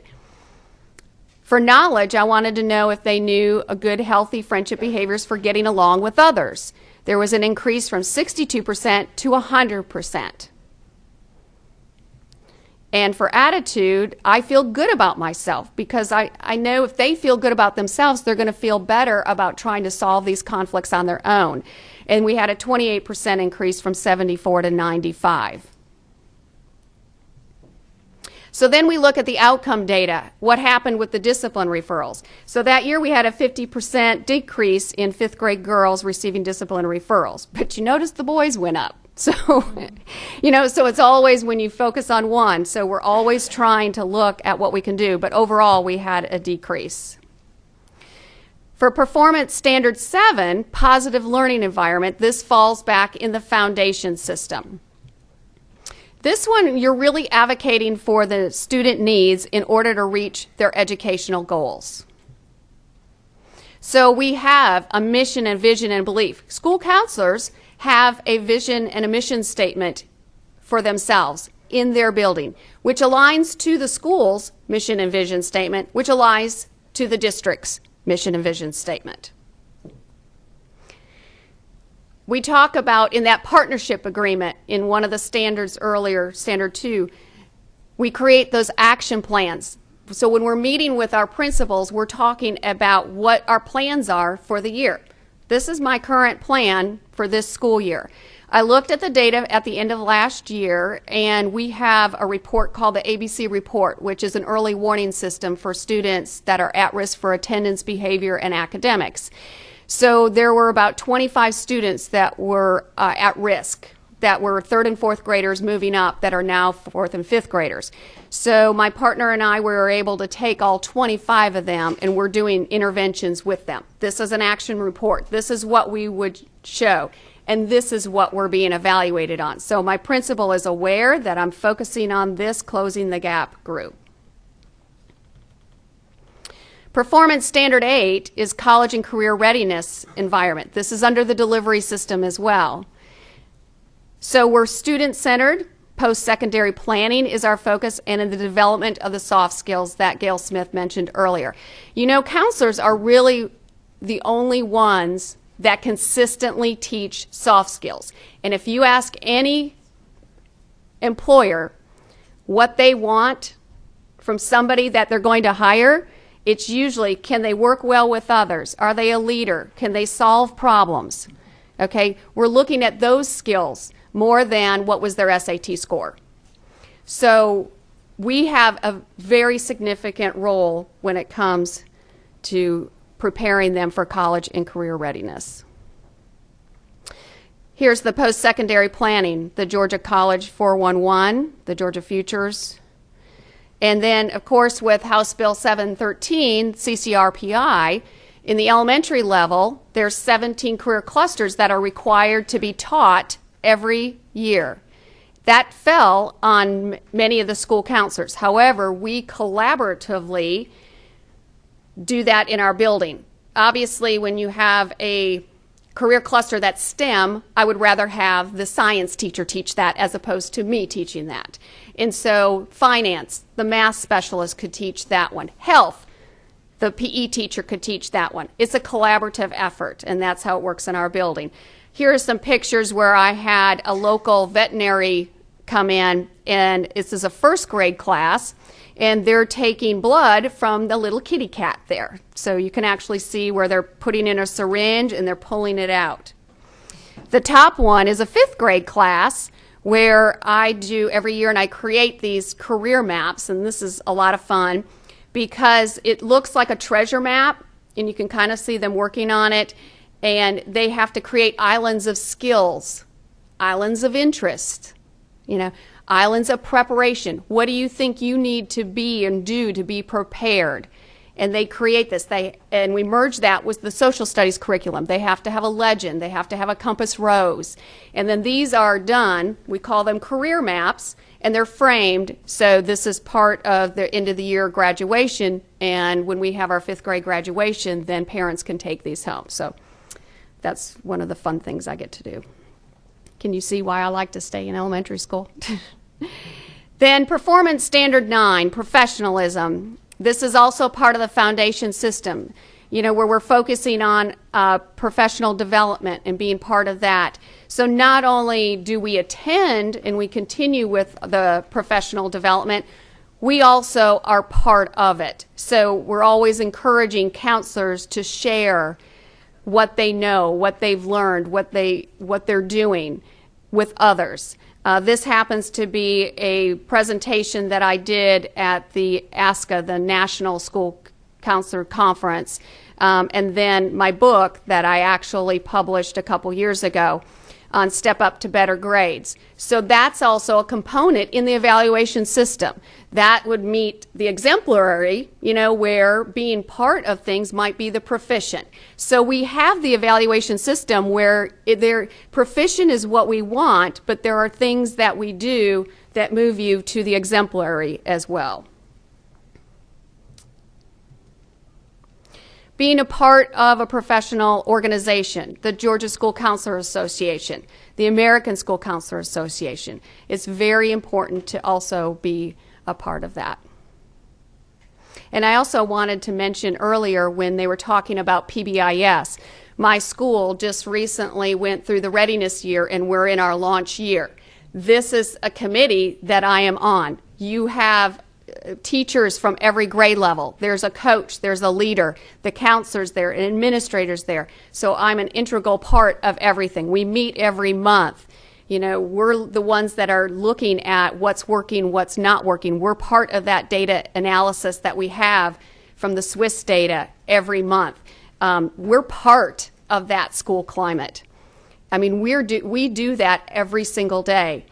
Sometimes it's just us smiling at that student and saying, good morning, I'm glad you're here, have a great day. We are the consistent piece, the school is, for many of our students. That's what's stable, and we are part of that. And then our last performance standard is Performance Standard 10, Communication, which is under the delivery and the management systems. And if you think of those 4 components, delivery is like a tall tower up here. And then your accountability, your management, and the foundation is down here. It's like a lower level. That's that 20%. The delivery is where you're actually in that direct and indirect services for students. So for communication, in a comprehensive school counseling program, we're focusing on the students, the parents, the district personnel, and other stakeholders. We're communicating what we are doing, what we are doing with our program. Next week, we're starting Red Ribbon Week, so we're constantly communicating, okay, Crazy Hair Day is on Monday, you know, wear red on Tuesday, can drive. I had one this past week for Great Days of Service, so they're collecting the cans tomorrow. You know, those are different activities and things that we're doing. What are the school counselors doing? We have a small group. We're doing a parent workshop, okay, things like that. Okay. It's also important to engage our key holders. So here's a picture of me doing a presentation on the Ask a National Model to our advisory council, which is made up of community members, sometimes board members, parents, and staff members, and it usually in the older levels would be students, but elementary levels we don't have them. And then as well as the school leadership team. Counselors are part of that building leadership team. We are always in communication with what's happening in the building, and this is part of what we're being evaluated on.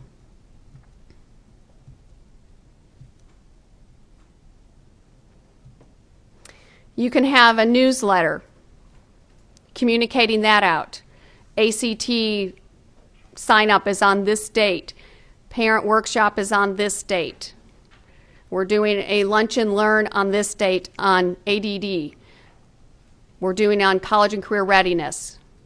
So it can be a variety of different things to communicate. The websites.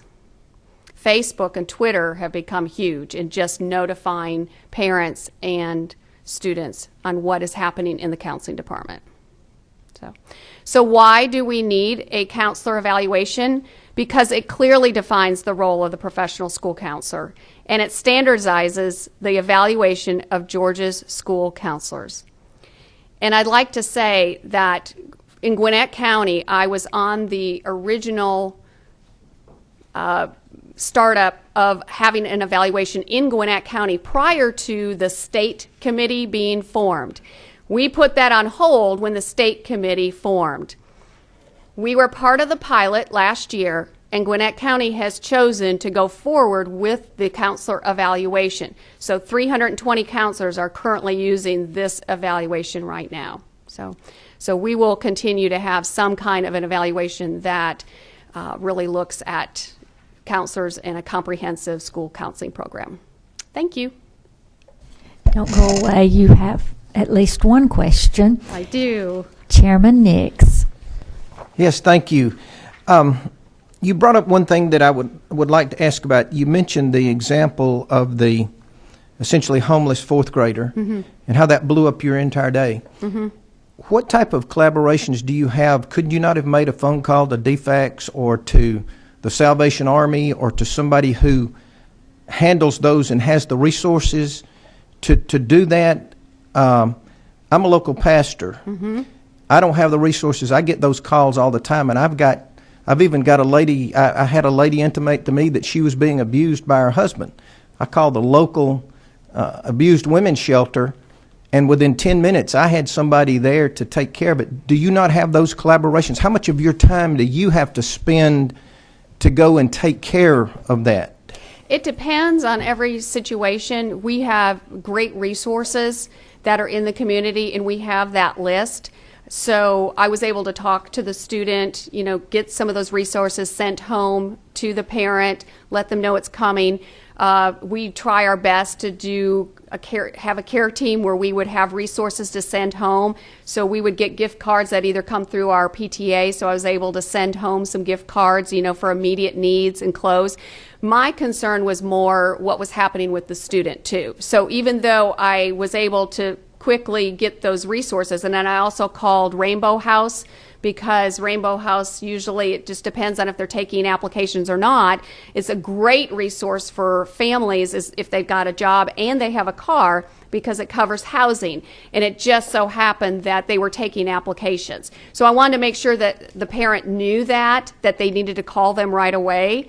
But the student, because it was traumatic for her, that's part of my day. That's that part. So yes, that part sometimes can be quick but here's this student who's coming to school. She doesn't have her homework. She feels like I'm not like everybody else because I don't have it. Everybody else is turning it in. She's flustered. She may have not even taken a bath that morning.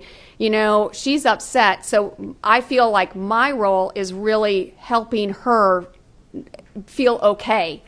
It's going to be okay. And it's okay if we don't have anything. And sometimes we'll do something just fun, like we're going to just play a game. We're trying to help them release that anxiety and that stress that they're feeling. And just the day before, we had one where a boy comes and he's just crying and crying because his house was broken into. So a lot of times it's the emotional part that we're there for, and if all of a sudden we're pulled to do something else and there's nobody to help that child, that's where I want all of our time being spent, is to support that child. Okay, thank you. You're welcome.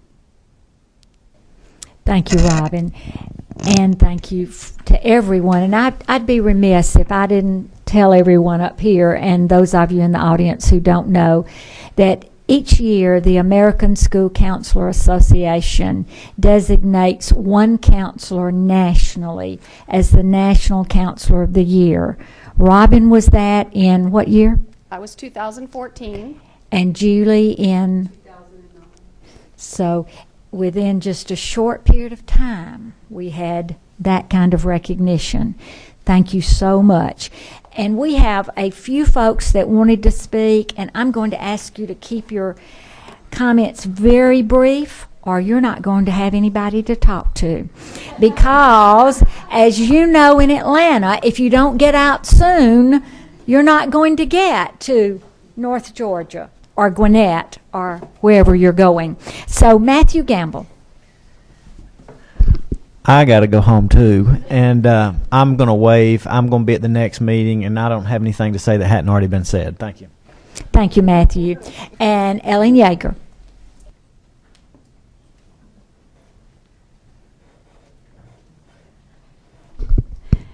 Hi, I really wasn't planning to say anything. I was just going to sit and listen, but I found out it's virtually impossible to do that for me.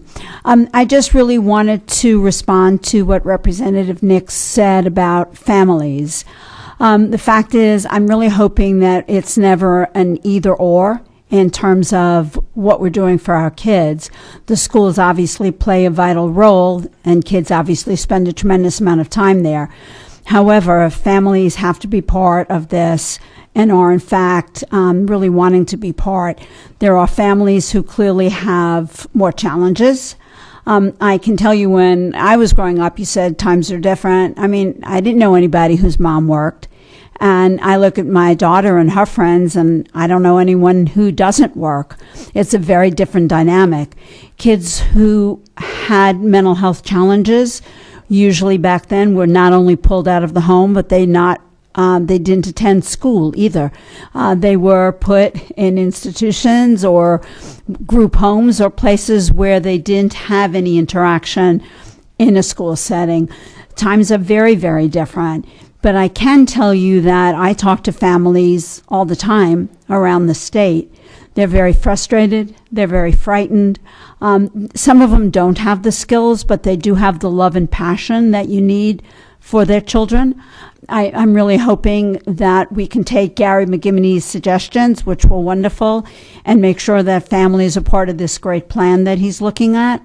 There is no doubt we have families now who the parents do not speak English, and so we have a role reversal. We have children who take the role of being the parent because they actually have to say, here's what's happening.